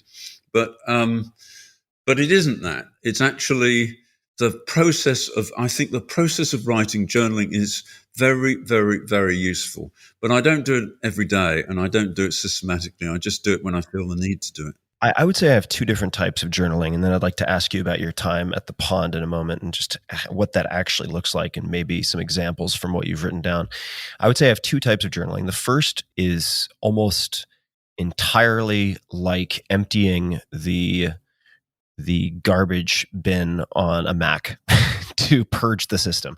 It is simply to trap my monkey mind and all of the bullets ricocheting around inside my mind on paper so that I can get on with my day in a better fashion. The second type is more deliberate and objective driven, where I might sit down and very explicitly do an 80-20 analysis of the types that you've been describing, looking at how my time is being used, look at my calendar to see if it actually matches what I say is important to me, etc. So I'd say there's 2 main categories. Morning pages from Julia Cameron's template would be in the former as an example. But when you go to the pond and you sit down and you're in an expansive mood and you journal, what does that look like? Is it stream of consciousness? Are there certain prompts that you might use? Could you give us any real world examples of what has come from those types of sessions? Yes. I mean, what I do is I write reflections and I put the date and then I put numbers and then I just start writing. And, one of the things that comes out from that, which came out from that recently, was thinking about my investments. And I was struck by the fact that I was average timing each investment would not be fair, but I was spending a lot of time on stuff that actually wasn't at all important. And I was doing it partly through interest, partly because I perhaps felt some residual sense of obligation to the people who were managing the firm and other shareholders. So, one of the things which I decided was I was not going to worry about any companies which were outside the first, half dozen in terms of the value of those companies, unless the value was increasing very fast or had the potential to increase very fast. And the other thing which I realized, because I'm always, almost completely invested, was that was not actually a terribly sensible thing to do. And the next time I have a major realization, I should be prepared and I should have 2 or 3 companies which are new companies.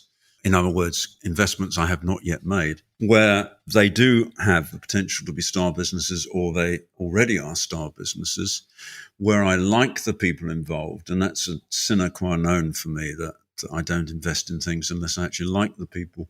And where, a relatively small amount of money might conceivably be another Betfair or whatever. So it's quite easy for me, because I've got a couple of companies that are increasing in value quite fast, and I'm reasonably confident that they will continue to do so the next few years, to be sort of, rather complacent about that. But, in order to maintain the sort of rate of return that I've had historically and that I want, I probably need to find a new Betfair or 2 or 3 new Betfairs over the next 5 years. And I should give a bit more attention to trawling for that and to talking to my contacts that might conceivably know of such companies. And actually, I do get some leads. I don't always follow them up very well. So yes, so it can be useful from that point of view. And the other thing which I've realized as a result of journaling in the last few months is that I am too socially isolated. I mean, I've got some very good friends. I don't see them as often as I would like. And because I have such a really nice life, living in very pretty places and living in sunny places generally, which is very important for me to be outdoors so that I can play tennis or ride the bicycle or sit on the fish pond or whatever. I ought to pay more attention to social interaction and to spending more time with the people that I enjoy spending time, but they're not close to where I am. So those are sort of conclusions which have come up in the last 6 months. And then there are the more philosophical conclusions which you sometimes come to and which sometimes you write down. For example, one of the things which I've learned in the last few years is that I have been far too much of what I call a controller and far too little of what I call an adventurer. And, my life has always run upon lines of saying, I must do this, I must achieve this, I must make this sort of amount of money, I must have this type of job, I must do this kind of thing, I must start a company, and so on and so forth. But recently, I have realized that the people who have most fun in life are more the adventurer type than the controllers. In fact, to come back to something that I hope we're going to spend a little bit of time on later on, which is my new book, Unreasonable Success and How to Achieve It.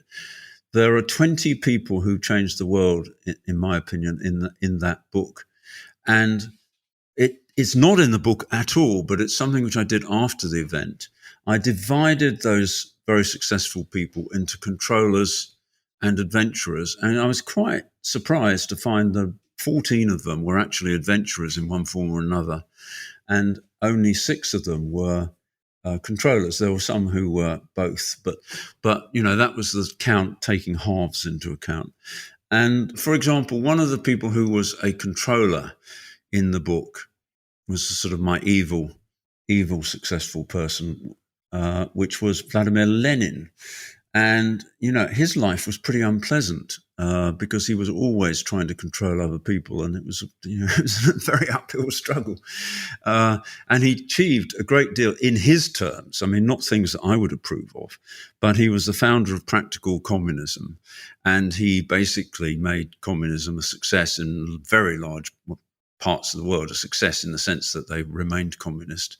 And they did develop the countries were perhaps not as fast as they would have developed under a free market system. But, from that point of view, he was very, very successful, but he didn't have much of a great time.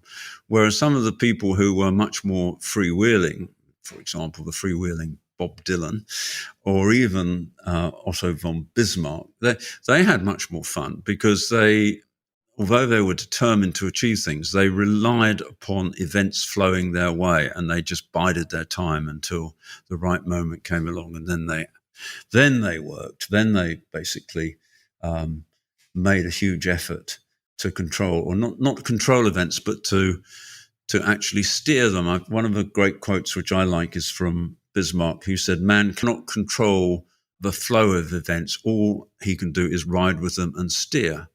So, sometimes you get those sort of kind of philosophical reflections coming up. More often, though, probably on a bike ride, and then I might write it down afterwards. But I actually find it quite difficult to be as radical as that, just sitting down and writing. I tend to write, things which they're much less important in a way. They're less distant. Let's. This was on my next note to segue into. That is the new book. So let's talk about the Genesis story. And this is always interesting to me as someone who occasionally tries to wordsmith things, and that is the sort of embarrassment of riches that you no doubt have in terms of possible subjects you could explore. So, Unreasonable Success and How to Achieve It. You've written many books. Why this book? I've always been fascinated by success, and I've always been fascinated by the discrepancy, really, between, as I see it, the arbitrary nature of success in many ways, which is that the people who are successful are not necessarily the people who are most intelligent or most expected to succeed or who deserve it. And many of the people, many of the 20 people that I highlight in the book weren't even competent. And Winston Churchill was a prime example of someone who was a complete failure through most of his career. Got one thing right, which was that Hitler was a threat to the world and that he knew how to deal with Hitler. But basically, the man was a disaster, and he thought that oratory would propel him to become prime minister. But, as Herbert Asquith said, it does not matter if you speak with the tongues of men and angels if nobody trusts you. And it was directed exactly at Churchill.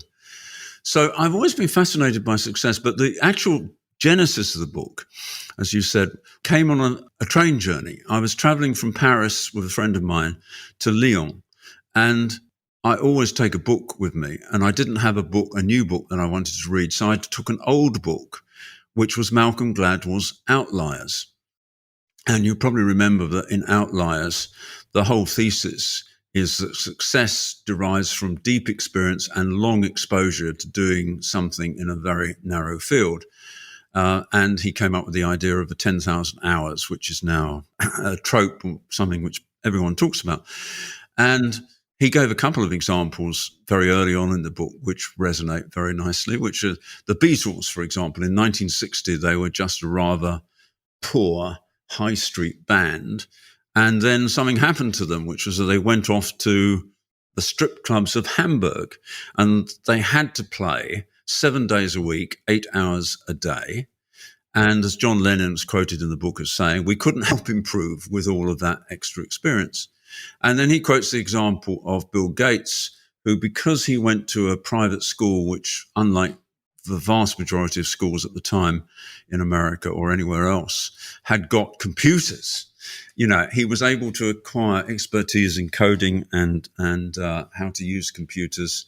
And that was his sort of, he got his 10,000 hours in very, very quickly. So the problem with that thesis is that it's not universally true. It certainly applies to Bill Gates. It certainly applies to the Beatles. And it applies to some other people as well. But of the people that I looked at, that couldn't explain it. And what I did was I took 20 people whose life stories I knew well. In some cases I knew them personally, such as Bruce Henderson and Bill Bain, whom I've talked about before, who were very important to me and hugely underrated in terms of the impact which they've had on American and world business, in my opinion. But I took those people and then I said, would it be possible to do what Malcolm Gladwell set out to do and, in my opinion, did not succeed in doing? Would it be possible to look at the causes of success for those people and identify things which were common to all 20 people, which they all had or did? It might be an experience that they had, or it might be an attitude which they had, or it might be a way that they exploited particular opportunities. Would it be possible to look at that and say that there are things which are so universally present that if you want to be what I call unreasonably successful, which is more than you deserve, if you like, terrifically successful in changing the world the way you want to change it. It might be a small corner of the world, or it might be a big corner of the world. Would it be possible to isolate the reasons for that?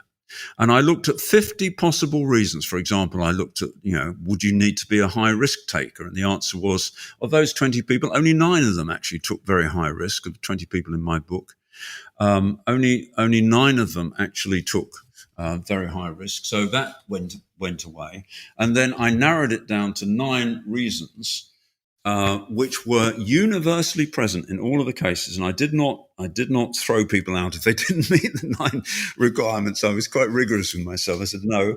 And the people that the players that I took were, besides Bill Bain and Bruce Henderson, there was Jeff Bezos, Otto von Bismarck, Winston Churchill, Marie Curie, Leonardo da Vinci, Walt Disney, Bob Dylan, Albert Einstein, Viktor Frankl, the guy who was shoved into a concentration camp by Hitler but came up with a third wave of psychology after Freud and Adler and was probably the first real existential philosopher. Bruce Henderson I mentioned, Steve Jobs, John Maynard Keynes, who saved the world from fascism and communism, perhaps as a result of saying that you didn't have to have very high unemployment and the state could step in and that would be fine under a liberal capitalist regime. Lenin, I mentioned, Madonna, Nelson Mandela, totally obscure guy who was imprisoned on Robben Island 17 years, but somehow managed to negotiate a democracy in South Africa. J.K. Rowling, Helena Rubinstein formed the eponymous cosmetics company before anybody else had a cosmetics company. The person who I think was most successful of all of my 20 people, Paul of Tarsus. I don't like calling him Saint Paul because it makes him sound, as an establishment figure. He was never an establishment figure. He had this vision of the living Christ, and he preached that throughout the Roman world. But he did something that none of the other followers of Jesus did, which is, he said, following a Jewish customer base, if you like, is not the way to make a new religion take off. We don't want to be a very small sect within Judaism. I actually want to convert people in the whole world. And therefore, what we need to do is to turn, the sort of Jewish religion that Jesus had been enveloped within and take away from that the things which actually were universally applicable. So, without Paul, what eventually emerged as Christianity would never have either achieved liftoff nor transcended its Jewish roots. So fantastically successful. Who would have thought that Christianity could actually succeed? It was just a miracle. Margaret Thatcher was the other one of the 20 people. So I came up with these 9 things which were common to all of them. And I'll rattle through those if you like. Definitely. Feel free to list the 9. But before we do that, if you could just take a moment to define success, since many people define success differently. Could you speak to what that means in the context of unreasonable success? Is it achieving what they set out to do, or is it something else? And then I would love to know what the 9 characteristics are. Yes, it is. I think success is very subjective and can only be the person's objectives. And, people said to me, how on earth can you put Lenin in the book? And in fact, at one stage, I had Hitler in the book, and publishers insisted on it being thrown out because they said the booksellers would never sell it if it was in the book. I said, well, we don't like Hitler. I'm in favour of Hitler. They said, no, Hitler's got to go.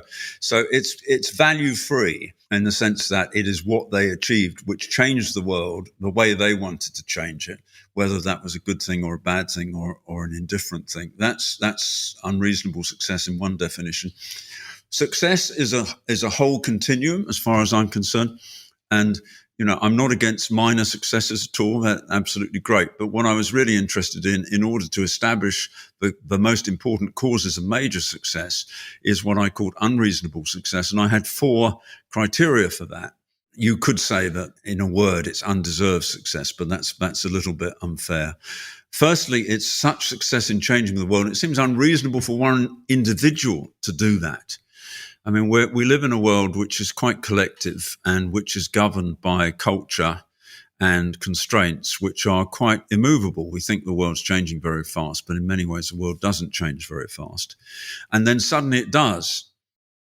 And what usually is behind that is not a huge number of people doing something. It's an individual deciding to do something and managing to persuade other people to do that.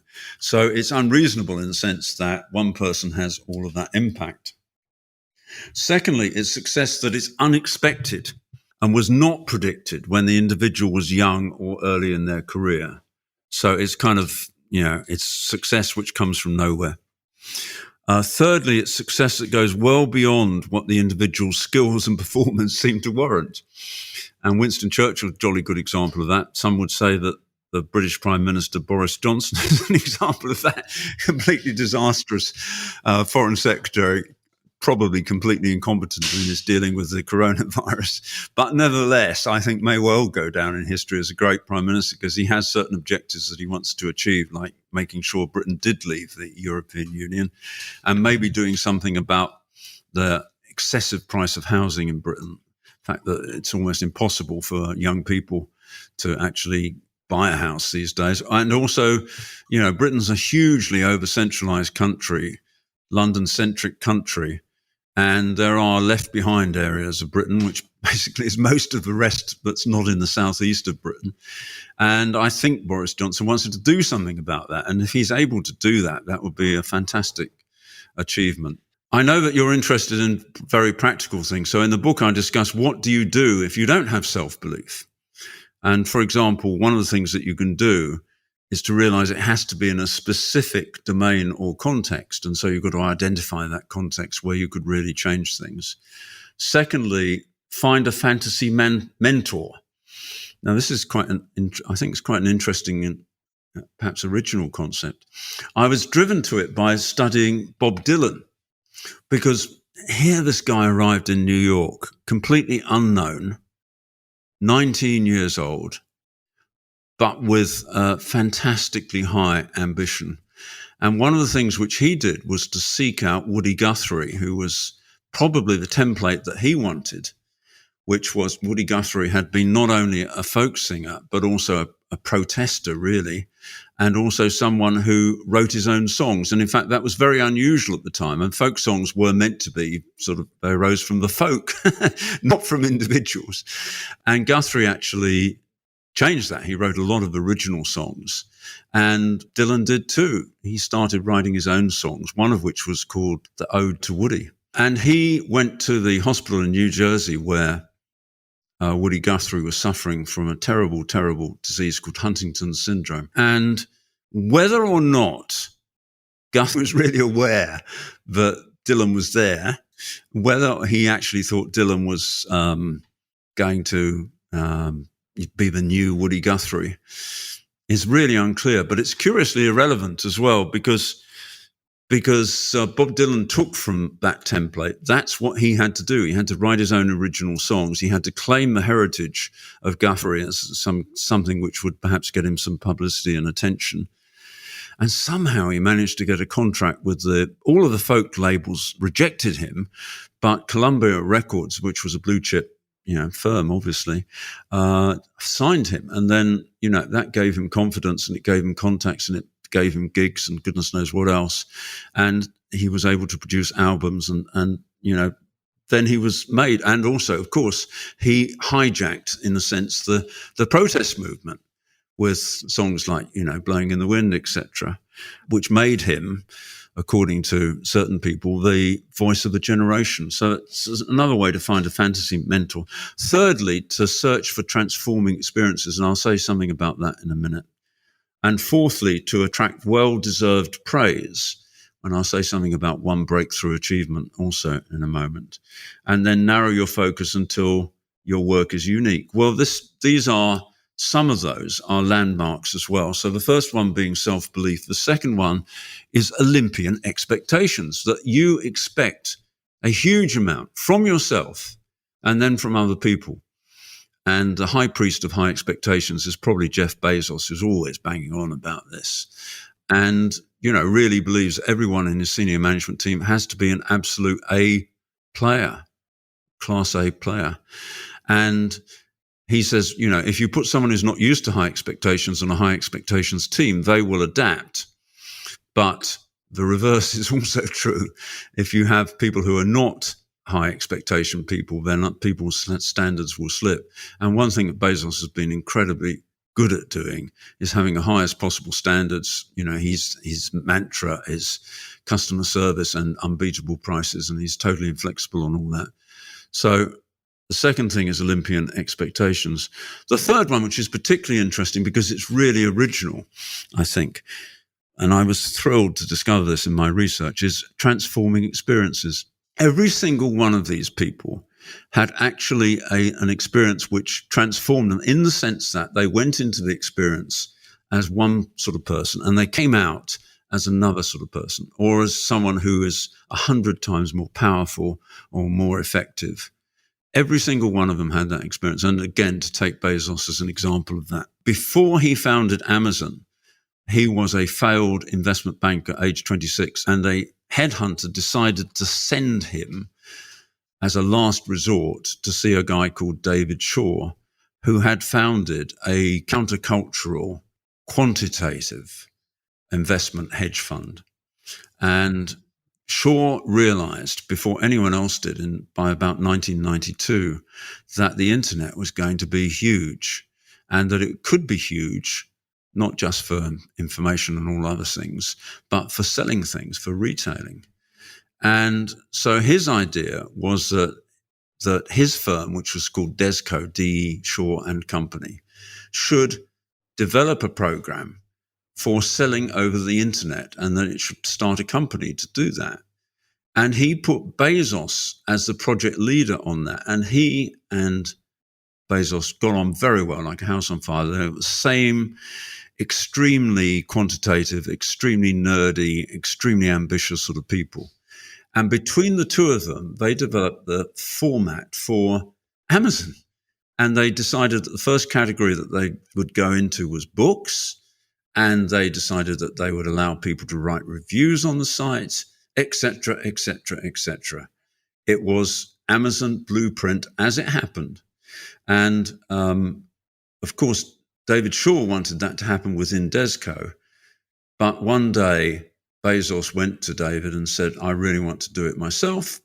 And David Shaw took him for a 2-hour walk around Central Park, in which he tried to dissuade him. But incredibly generously, David Shaw allowed Bezos to go off and found Amazon. He didn't even ask for a share in the company. But then that was David Shaw. He was a very, very self-confident guy, and his firm has been amazingly successful anyway. So that was a transforming experience for Bezos. We talked earlier about Bill Bain. The transforming experience for him was getting hired by BCG, by Bruce Henderson, when he was the completely unqualified guy who'd never done any business, never done a business degree, didn't understand economics or whatever, managed a history researcher who managed to get a job as a development officer at Vanderbilt University, where he met Bruce Henderson. And Bruce Henderson, who had a tremendous nose for talent, then decided to hire Bill Bain, and Bill Bain took to Boston Consulting Group, BCG, like a duck to water, because he was a very, very smart guy. And because the power of the concepts were so great, and Bill and Bruce developed them together, essentially.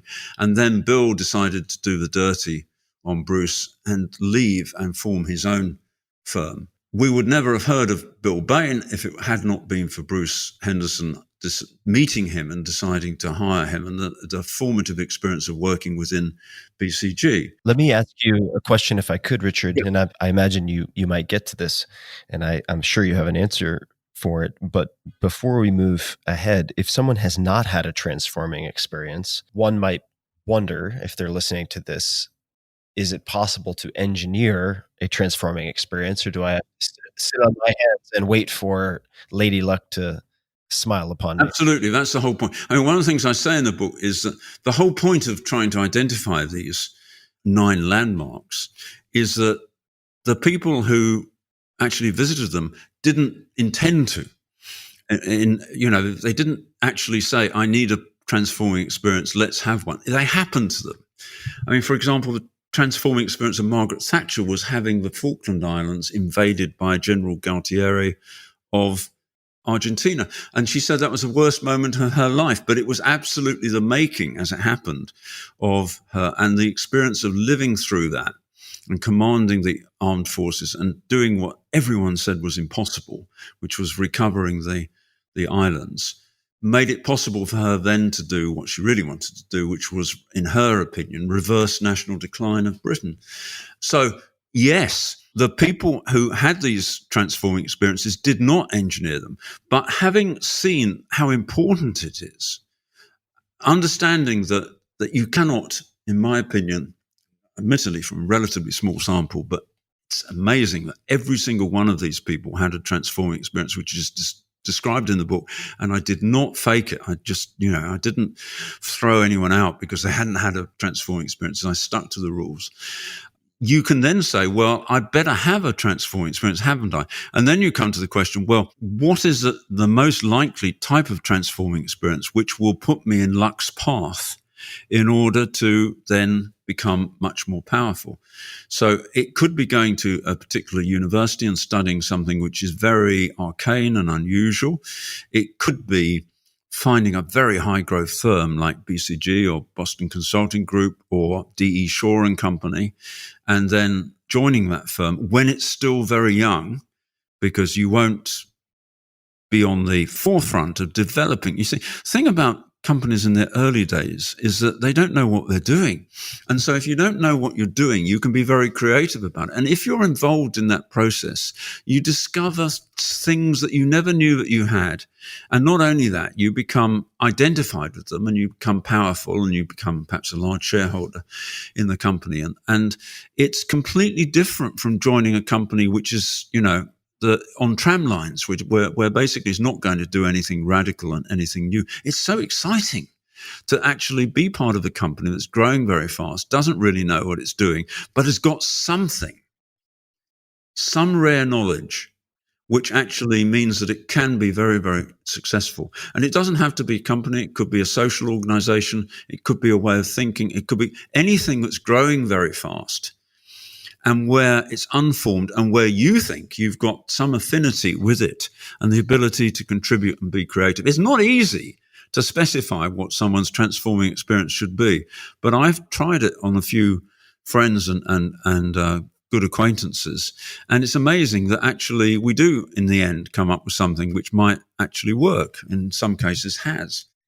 Before we get to the fourth, I just want to say a few things. The first is that my experience maps very well to a few of the things that you just described, in the sense that when I was graduating from college and was suffering from all sorts of quarter life crisis, existential angst about what to do with my life, and I asked a mentor at the time what I should do, what type of sector I should go into. And his answer was, it doesn't matter as long as it's growing very quickly. You want to be in something that is growing quickly, not in a sector that is in decline or stagnant. And that ended up being exceptional advice. And I've found that it also applies to where you place yourself. That is to say, one of the reasons, by example, that I left San Francisco after effectively a decade was that I felt like it was a place experiencing some degree of stagnation or even in decline. And I moved to Austin, Texas, which was very much a startup of a city. It was rapidly growing, expanding, where it was it was still taking shape and still could be shaped. So I just wanted to reinforce what you said. And on that point, or I should say, moving on from that point, what is the fourth of the 9 landmarks? Yes, I mean, growth is everything. I mean, it ties in with the STAR principle. Yes, the fourth one is one breakthrough achievement. Now, this is different, Tim, from the other 8 landmarks in that it is not a how to do it, it's a what to do. And in some ways, it's a bit odd of me to put it fourth because it's the culmination of everything else, and all the others really lead to this. But I wanted to put it in the book fairly early because I wanted people to be thinking about this as they go through, which is, what on earth are you going to do to change the world? And you're not going to succeed unless it's something really dramatic, or at least you're not going to succeed in being unreasonably successful. So you need to start thinking about that. It might take you a decade. It might take you several decades to actually work out what it is. But it has to be something that you believe needs to be done. It's not a way of making you successful. It's a way of changing the world. And if you define it in those terms, it's surprising you can actually come to some kind of resolution, some kind of opinion. And for example, once Lenin had his transforming experience, which was the hanging of his beloved elder brother that he idolized and adored, because he was implicated in an assassination attempt of the Tsar. When he was 16 years old, Lenin heard that his brother had been hanged. Instantly, he decided that his whole purpose in life was to smash the bourgeoisie and to cause revolution in Russia. That was and it was a ridiculous, 16-year-old schoolboy, ridiculous idea. And he wasn't political at all before. He was a very nice sort of, everyone liked him. But he became very bitter and twisted, but also very effective. So it's one breakthrough achievement, and it's not 2, and it's not 3, and it's not 1 every 5 years. It's something that you do, which it actually is going to, in some way, change the world. I mean, my breakthrough achievement was starting or co-starting LEK. It's not on the comparable scale with the people in the book, but nevertheless, it was a very successful firm which gave huge opportunity to hundreds or thousands of young people, really, who were trained and developed in that way. And it also made an impact on the corporate world as well. We invented the idea of mergers and acquisitions strategy consulting, which is completely different from anything that anyone else had done. So one breakthrough achievement is the fourth one. The fifth one is make your own trail, which is, basically become bloody minded and work out a way of doing something that goes off path from everyone else. And I describe how to do that. The sixth one is to find and drive your personal vehicle. Again, one of the discoveries in the book is that every one of these 20 people had some kind of vehicle, which in some ways sometimes it was a concept. More often it was an organization of some sort of company, if it's in the business sphere, or an organization more broadly defined if it isn't. The British state, for example, was the vehicle for Margaret Thatcher and for Winston Churchill, together with a particularly eclectic sense of what they were trying to do. The whole point about a personal vehicle is that the paradox of the individual who actually does manage to change the world is that they can't do it on their own. But on the other hand, it doesn't get averaged. It's not sort of a committee deciding what to do. So someone like Jeff Bezos decides to make internet retailing the thing which he does, and the thing that, the everything store was the name that they gave it originally. And not just to be a successful internet retailer within books, but to be a successful retailer on the internet everywhere, and to be totally dominant in doing it. An incredibly ambitious thing.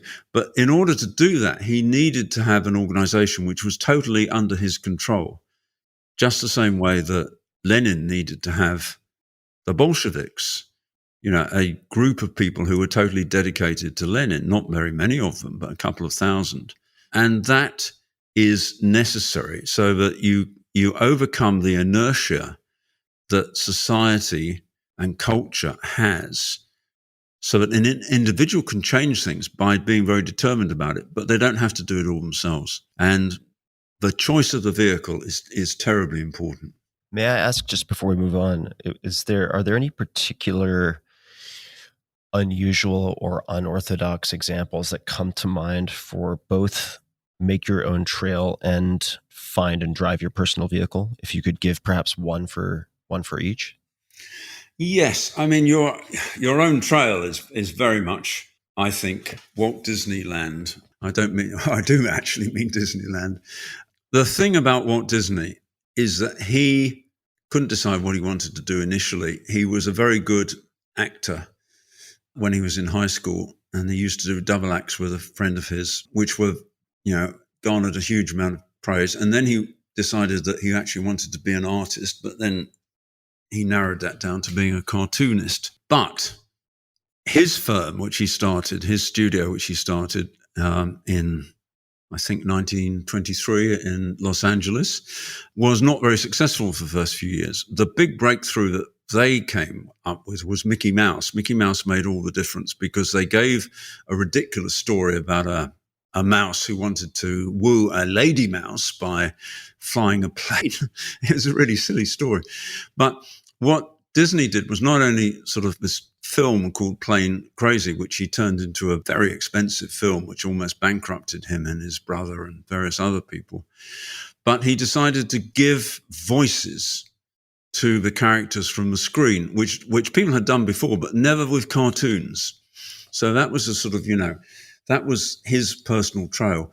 In the 1940s, he became disillusioned with Disney as a corporation. It was a very successful corporation by that stage, but nevertheless, he was disillusioned with the fact that they were trying to take him away from the studio. He didn't have the sort of excitement of doing that. He didn't really feel that he was creating something new. And so he went into, to find his own personal trail. He actually spent quite a bit of time with Salvador Dali, and they created a very surrealist movie, which then the board of Disney turned down, and Walt Disney was outraged by that. And he had to tell Salvador that, they did not think that having the board approve it was anything other than a formality, but that the board said, no, you lost your marbles, as Peters and Waterman would say later, stick to the knitting, etc. They didn't use those words, but that was what they said. That's what they meant. And so Walt Disney decided to go off and do something completely and utterly different, which was invent Disneyland. Until then, amusement parks had been the province, as Disney called them, of hard-faced men who basically were thugs. But what he wanted to do was create something which would be a monument to the past, the present, and the future of America, and all that was best in America. Now, the first time I ever went to Disneyland, which was in 1969, I hated it. I thought it was too American and too plastic and all the rest of it. But it was a fantastic achievement in the early 1950s and hugely successful commercially. Again, he was making his own trail. The board again refused to invest in this. They refused to put up the capital for all the exploratory work, for all the imagination that had to go into it, for building Main Street and the fire station and, Abraham Lincoln and all the rest of it. They said, no, we're not going to approve this, Walt. And Walt said, well, screw you, in effect. I will fund it myself. And so he sold his houses. He sort of, took second mortgages rather on his houses. He sold one of them and took a second mortgage on the first house. He found investors who would do this. And eventually at the last minute, the Disney Corporation decided that they would come on board as well when they saw it was inevitable and it was going to happen. They initially refused to let him use the characters, Snow White and Donald Duck and all the rest of it. They said, no, if you do that, we'll sue you. So, if Disneyland had failed, which was eminently possible, Disney would have been ruined. And indeed, the parent corporation might have been in some trouble one way or the other. But that was finding his own trail, because he had this vision and he wanted to pursue it, and it was nuts, basically. So that's an example of making your own trail. Finding and driving your own personal vehicle. Well, I think actually Lenin is a jolly good example of that. It was the Bolsheviks. Initially the dissident revolutionaries in exile around about 1900, etc., were dominated by people he later called the Mensheviks, by social revolutionaries who were not as extreme and uncompromising as Lenin. And there was a conference, I think in 1903 or something like that, at which Lenin deliberately antagonized the other people and said, I want to have my own party. I'm going to split the revolutionaries. And they said, don't do that. We've got, there aren't very many of us. Please don't do that. But he said, no, I can demonstrate that if I have 1,000 people who are dedicated to me and to my way of doing things, we can have revolution in Russia. Now, absurd, because there are hundreds of millions of people in the Russian Empire. And how could it be that 1,000 people could actually change that and make successful revolution? But Lenin had an answer to that, and it was a very good answer, which was, he said, look, Russia's a very backward country. It's an autocracy. It's not like Germany or France or Britain where, there are lots and lots of different centers of power. All of the power is concentrated in the Tsarist army and the bureaucracy. And there are only about 2,000 people in Russia who actually control things. There are no independent centers of social pluralism. I'm sure he didn't use that word, but basically it's a very top-down state. And if 2,000 people can rule Russia, why not us? And that was his theory, and actually proved to be absolutely correct. So his vehicle was splitting the revolutionary movement, but having a group of people who were absolutely dedicated to him and got shot if they weren't. So the vehicle is very, very important. The vehicle doesn't necessarily have to be very large, but it hugely augments the power of the individual. But it's not a compromise. The vehicle must be totally the vehicle, in the same way that Bain Company was Bill Bain's vehicle. You stepped out of line with Bill Bain. You didn't get shot, but you certainly got fired, and so on and so forth. Boston Consulting Group was Bruce Henderson's vehicle. He did it a different way. It was, more let 1,000 flowers bloom, but nevertheless, unless you were interested in developing the concepts, which was Bruce's thing, then you weren't going to succeed. And he got people who were very good at doing it. Can I move on to the next three? I'm sorry, I'm probably taking too much time. Oh, no, that's totally fine. That's why this conversation is long form. So let's move on to the next one. Okay, the seventh one is thrive on setbacks. And this doesn't sound terribly original, but it is terribly important. You remember that Nicholas Nassim Taleb wrote a book called Anti-Fragile, which I think is probably his best book. And I do. The thesis behind that, as you know, is that resilience is not the point. You actually have to like setbacks. And the reason that setbacks can be very helpful is two reasons. One is they give you feedback and might tell you that you're off, you're on the wrong path. And the other thing is that either you're on the wrong path or you've got the wrong tactics. And it's quite important to distinguish between those two. Or that, in fact, the fact that you've been unsuccessful in a big way means that you're going to be very successful in a big way. It's quite difficult to describe. I also think about Winston Churchill and his wonderful failures. He went away from those failures, obviously a bit depressed at times. He went and did something completely different for a time, getting out of politics after he'd ruined the Gallipoli campaign, the Dardanelles campaign in 1915, and sent, several thousand people to their deaths from a harebrained scheme that he'd invented. And he got out of politics for a time. He joined the regular army and he went to the Western Front. In 1929, he was on the verge of bankruptcy as a result of having invested heavily in stocks in 1928. And when the crash came along, Wall Street crash, he was almost bankrupt. He decided to, and also he was very unpopular with his fellow conservative leaders at that time because he'd made a number of mistakes in 1925 in going on to the gold standard for Britain and in antagonizing the miners, leading to the general strike of 1926 and alienating the whole of the organized labor movement. So he was unpopular with his party. He was on the verge of bankruptcy. He went off and did a huge lecture tour of America, which was very successful. And then he got run over on Fifth Avenue by a car and suffered some quite serious injuries, but battered and bruised. He got up and did it again. And you can see from what he writes that he thinks what's happening to him is terribly important. And most people would say, no, this is a semi-comical drunk who's basically had a series of failures. But Winston Churchill didn't see it that way. It's very, very interesting, the psychology of not being resilient, but actually really liking failures because they make you seem important in some ways. And then the last two are acquiring unique intuition, which requires deep knowledge. And here I think that I overlap a little bit with Malcolm Gladwell. You really do. The quality of intuition is a function of the degree of experience that you've had in a very narrow field, but also your willingness to take notice of intuition, which some people do and some people don't. And the last of them is distort reality, which is Steve Jobs' phrase, of course, based on Star Trek.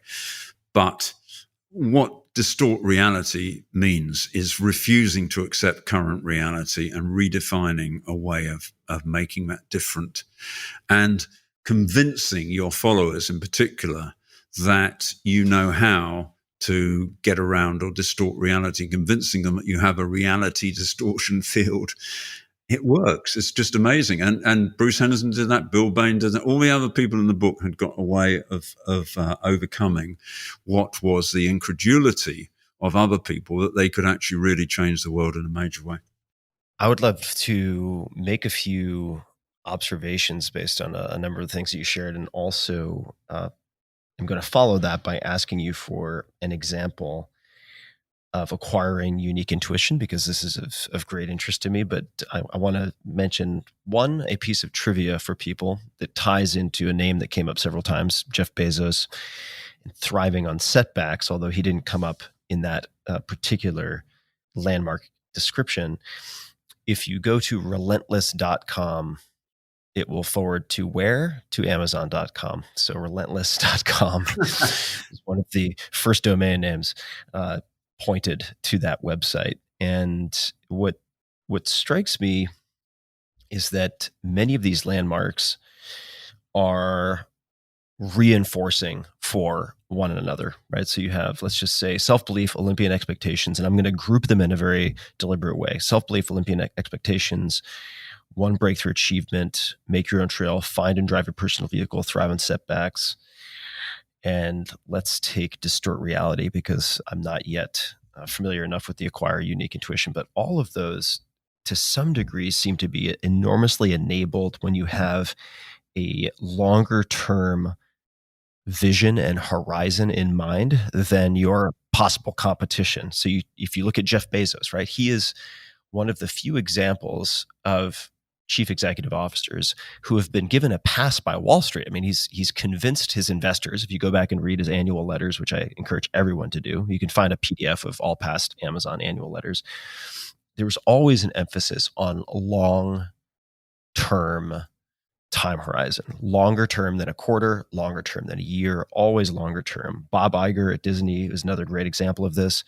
Toby Lutke of Shopify is another incredible example of this. And it just strikes me that this longer term vision and time horizon enables a lot of these. And without that, if you are in any sense feeling compelled to rush, that you disable some of these landmarks.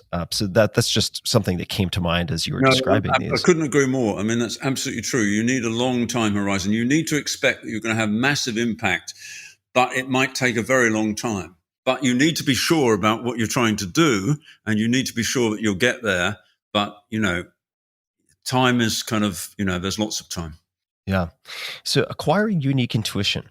Could you perhaps give us an example of that you like? And if there's one outside of Steve Jobs, that'd be great, but you could use Steve Jobs if you like. I think Jobs is a great illustration of that, but I'll take Nelson Mandela as my example on this. Nelson Mandela was a leading member of the ANC who got caught and convicted and sent off to prison. Total of, I think, 19 years in prison, a life sentence, actually. He was quite lucky to escape the noose, and we were very lucky that he did. He was on this island called Robben Island, which I visited off Cape Town. It's a short boat ride away from Cape Town, maybe half an hour at most, but it's a world away, and it's a nasty, horrible, stark. It's basically it's a scrapyard essentially. I mean, it's got rocks, a lot of rocks, and that's it. I visited the cell in which he'd been incarcerated, and it's so small you wonder how he could possibly have kept his self-respect.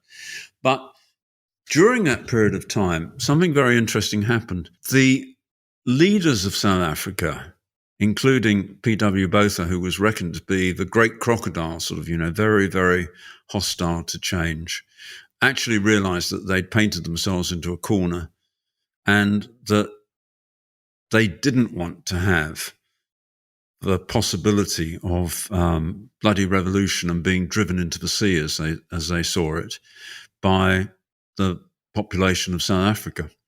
And the whites were, maybe 5 million people against 50 million plus who were blacks, broadly defined. And the ANC were ratcheting up violence, and the ANC were controlled by Oliver Tambo in Lusaka, some distance away. And here was this Nelson Mandela guy, and when he was in prison on Robben Island, some interesting things happened. One is that he acquired the charisma of the sort of, prison hero, so that within the ANC, he was viewed as the natural leader. Another interesting thing which has happened was that there were various outside forces, including the British Commonwealth, that in the 1980s sent people to Robben Island to talk to Mandela and try and see whether, there was any route forward there, because they couldn't speak to the guys in exile in Lusaka or wherever they were.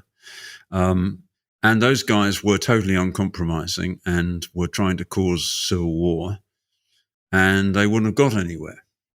And so there were a group of people who went. There was a group from the Commonwealth called the Eminent Persons Group, very self-deprecating. And these eminent people went and of course they talked to Nelson Mandela, because he was he was recognized to be almost the shop steward of the prisoners. And he'd formed a sort of university there where they, basically developed knowledge of this, that, and the other. And somehow Nelson got the intuition that these people actually wanted a deal. They didn't want this to be continued forever, and they were willing to compromise in some way. That the hardline nationalists, who were nasty, horrible racists, would do apartheid, and they shot people, and they were extremely unpleasant. There's no doubt about it. These people actually wanted a solution, and he was the first person to realize that. The ANC had always said, and Nelson Mandela had always said, we will not compromise. But when he met some of these people from the Commonwealth, and when he met later some of the senior ministers from the government of the Nationalist Party, the ruling party, he suddenly realized that a deal was possible. And he said to them, if you really want a deal, you're going to have one person, one vote. And they said, we couldn't possibly have that. Democracy. No, we don't want democracy. There are more blacks than whites. We can't possibly do that. But Nelson stuck to that. And eventually he formed personal relationships with the head of the Secret Service, the secret police, as it were, with the minister who was responsible for justice, with the minister who was responsible for state security, including the prisons, and eventually with P.W. Botha himself.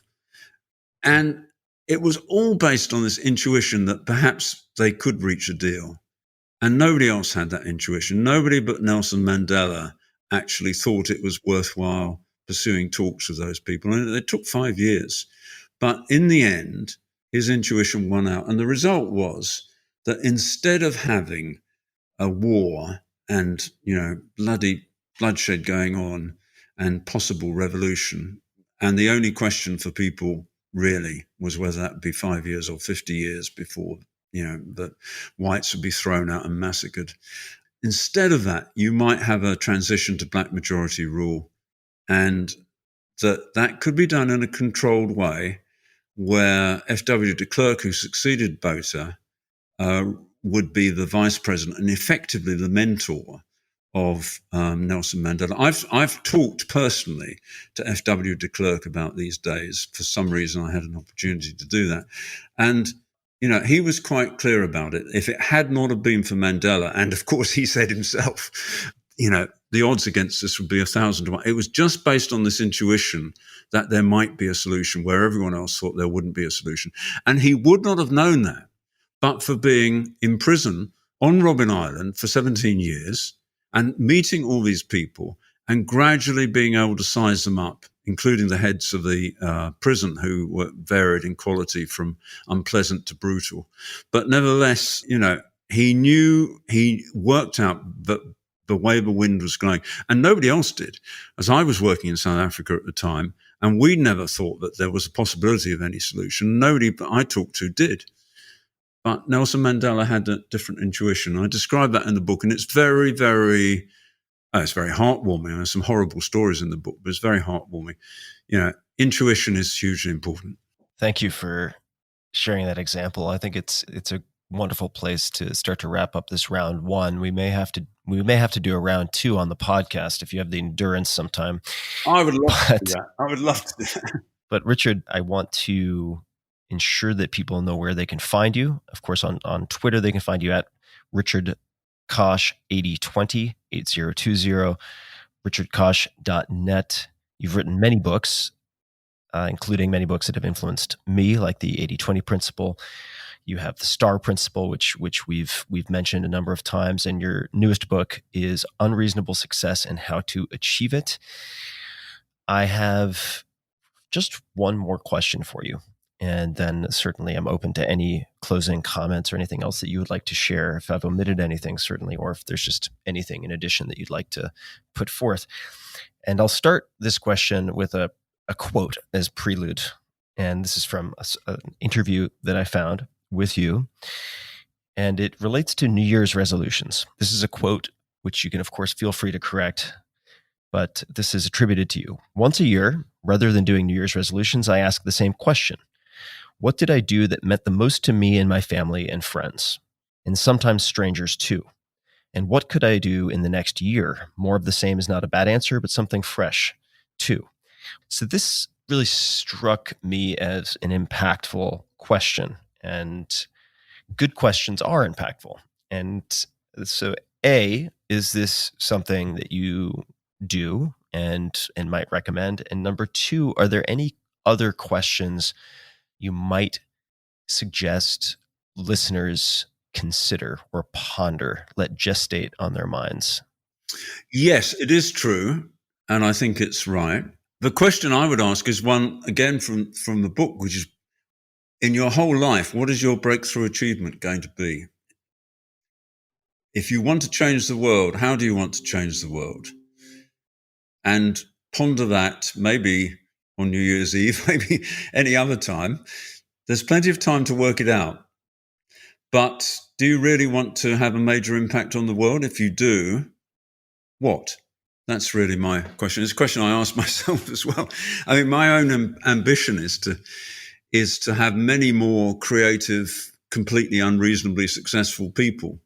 And the thing I'm toying with, which I don't know if you think is a good idea or not, but is offering to work with a number of people who have already been reasonably successful, but have not been unreasonably successful, and take them through the process and see whether we can generate some unreasonable success from a lot of people, and to cascade that down and train other people to do that, because I think this methodology is robust and I think it could make a huge difference to the world. And I'd like to see whether I can demonstrate that in practice through a few pilot studies. So that's my personal ambition.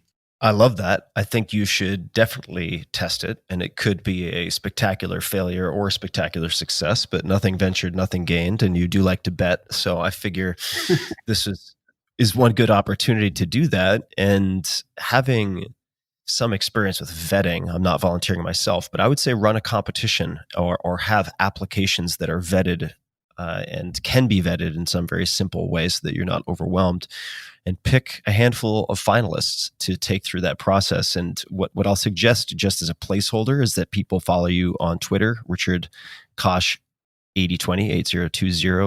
And if you decide to do this, you can share that on Twitter, and that can be at least a possible starting point so that people are alert that this is a possibility. And what a pleasure it's been, Richard. I feel like I know you in the same way that perhaps some people I meet who listen to the podcast feel like they know me, but it's been through your written words that I have come to admire and use, quite frankly, with great effect, much of your thinking. So I thank you very much for taking the time today. This has been an incredible pleasure, and I hope it's not the last. Indeed. Tim, thank you very much indeed. I reciprocate. much more pleasure for me, I'm sure. It really is great. Anyway, thank you very much indeed. And I look forward to talking to you again at some stage. Maybe a bit more frequently. That'd be wonderful. Well, the feeling is definitely mutual. And to those listening, I will have show notes for everything we've discussed, including all of the books, all of the resources, including the most recent work from Richard, which is Unreasonable Success and How to Achieve It, at tim.blog/podcast. We'll have links to all the names, everything you can imagine. So please do check that out if you'd like to indulge in more exploration. And until next time, as always, thank you for tuning in. Hey guys, this is Tim again. Just a few more things before you take off. Number one, this is 5 Bullet Friday. Do you want to get a short email from me? Would you enjoy getting a short email from me every Friday that provides a little morsel of fun before the weekend? And 5 Bullet Friday is a very short email where I share the coolest things I've found or that I've been pondering over the week. That could include favorite new albums that I've discovered. It could include gizmos and gadgets and all sorts of weird shit that I've somehow dug up in the world of the esoteric as I do. It could include favorite articles that I've read and that I've shared with my close friends, for instance. And it's very short. It's just a little tiny bite of goodness before you head off for the weekend. So if you want to receive that, check it out. Just go to 4hourworkweek.com. That's 4hourworkweek.com, all spelled out, and just drop in your email and you will get the very next one. And if you sign up, I hope you enjoy it. This episode is brought to you by Athletic Greens. I get asked all the time what I would take if I could only take one supplement. The answer is inevitably Athletic Greens. I view it as my all-in-one nutritional insurance.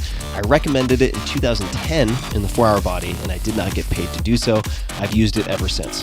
Developed from a complex blend of 75 vitamins, minerals, and whole food sourced ingredients, Athletic Greens is a greens powder engineered to help fill the nutritional gaps in your diet. So I always try to do things through whole foods, but this covers my bases. Right now, Athletic Greens is offering you their vitamin D3K2 liquid formula free with your first purchase. 2 vital nutrients for a strong immune system and strong bones. So simply visit athleticgreens.com/Tim to claim this special offer today and receive the free D3K2 bundle with your first purchase. That's up to a 1-year supply of vitamin D as added value when you try their delicious and comprehensive all-in-one daily greens product. Again, that's athleticgreens.com/Tim. This episode is brought to you by Vuori Clothing, spelled V-U-O-R-I, Vuori. I've been wearing Vuori at least one item per day for the last few months, and you can use it for everything. It's performance apparel, but it can be used for working out. It can be used for going out to dinner, at least in my case. I feel very comfortable with it.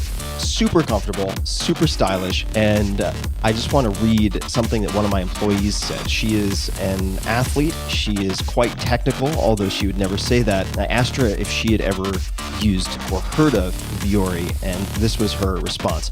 I do love their stuff. Been using them for about a year. I think I found them at REI, first for my partner, t-shirts that are super soft but somehow last as he's hard on stuff, and then I got into the super soft cotton yoga pants and jogger sweatpants.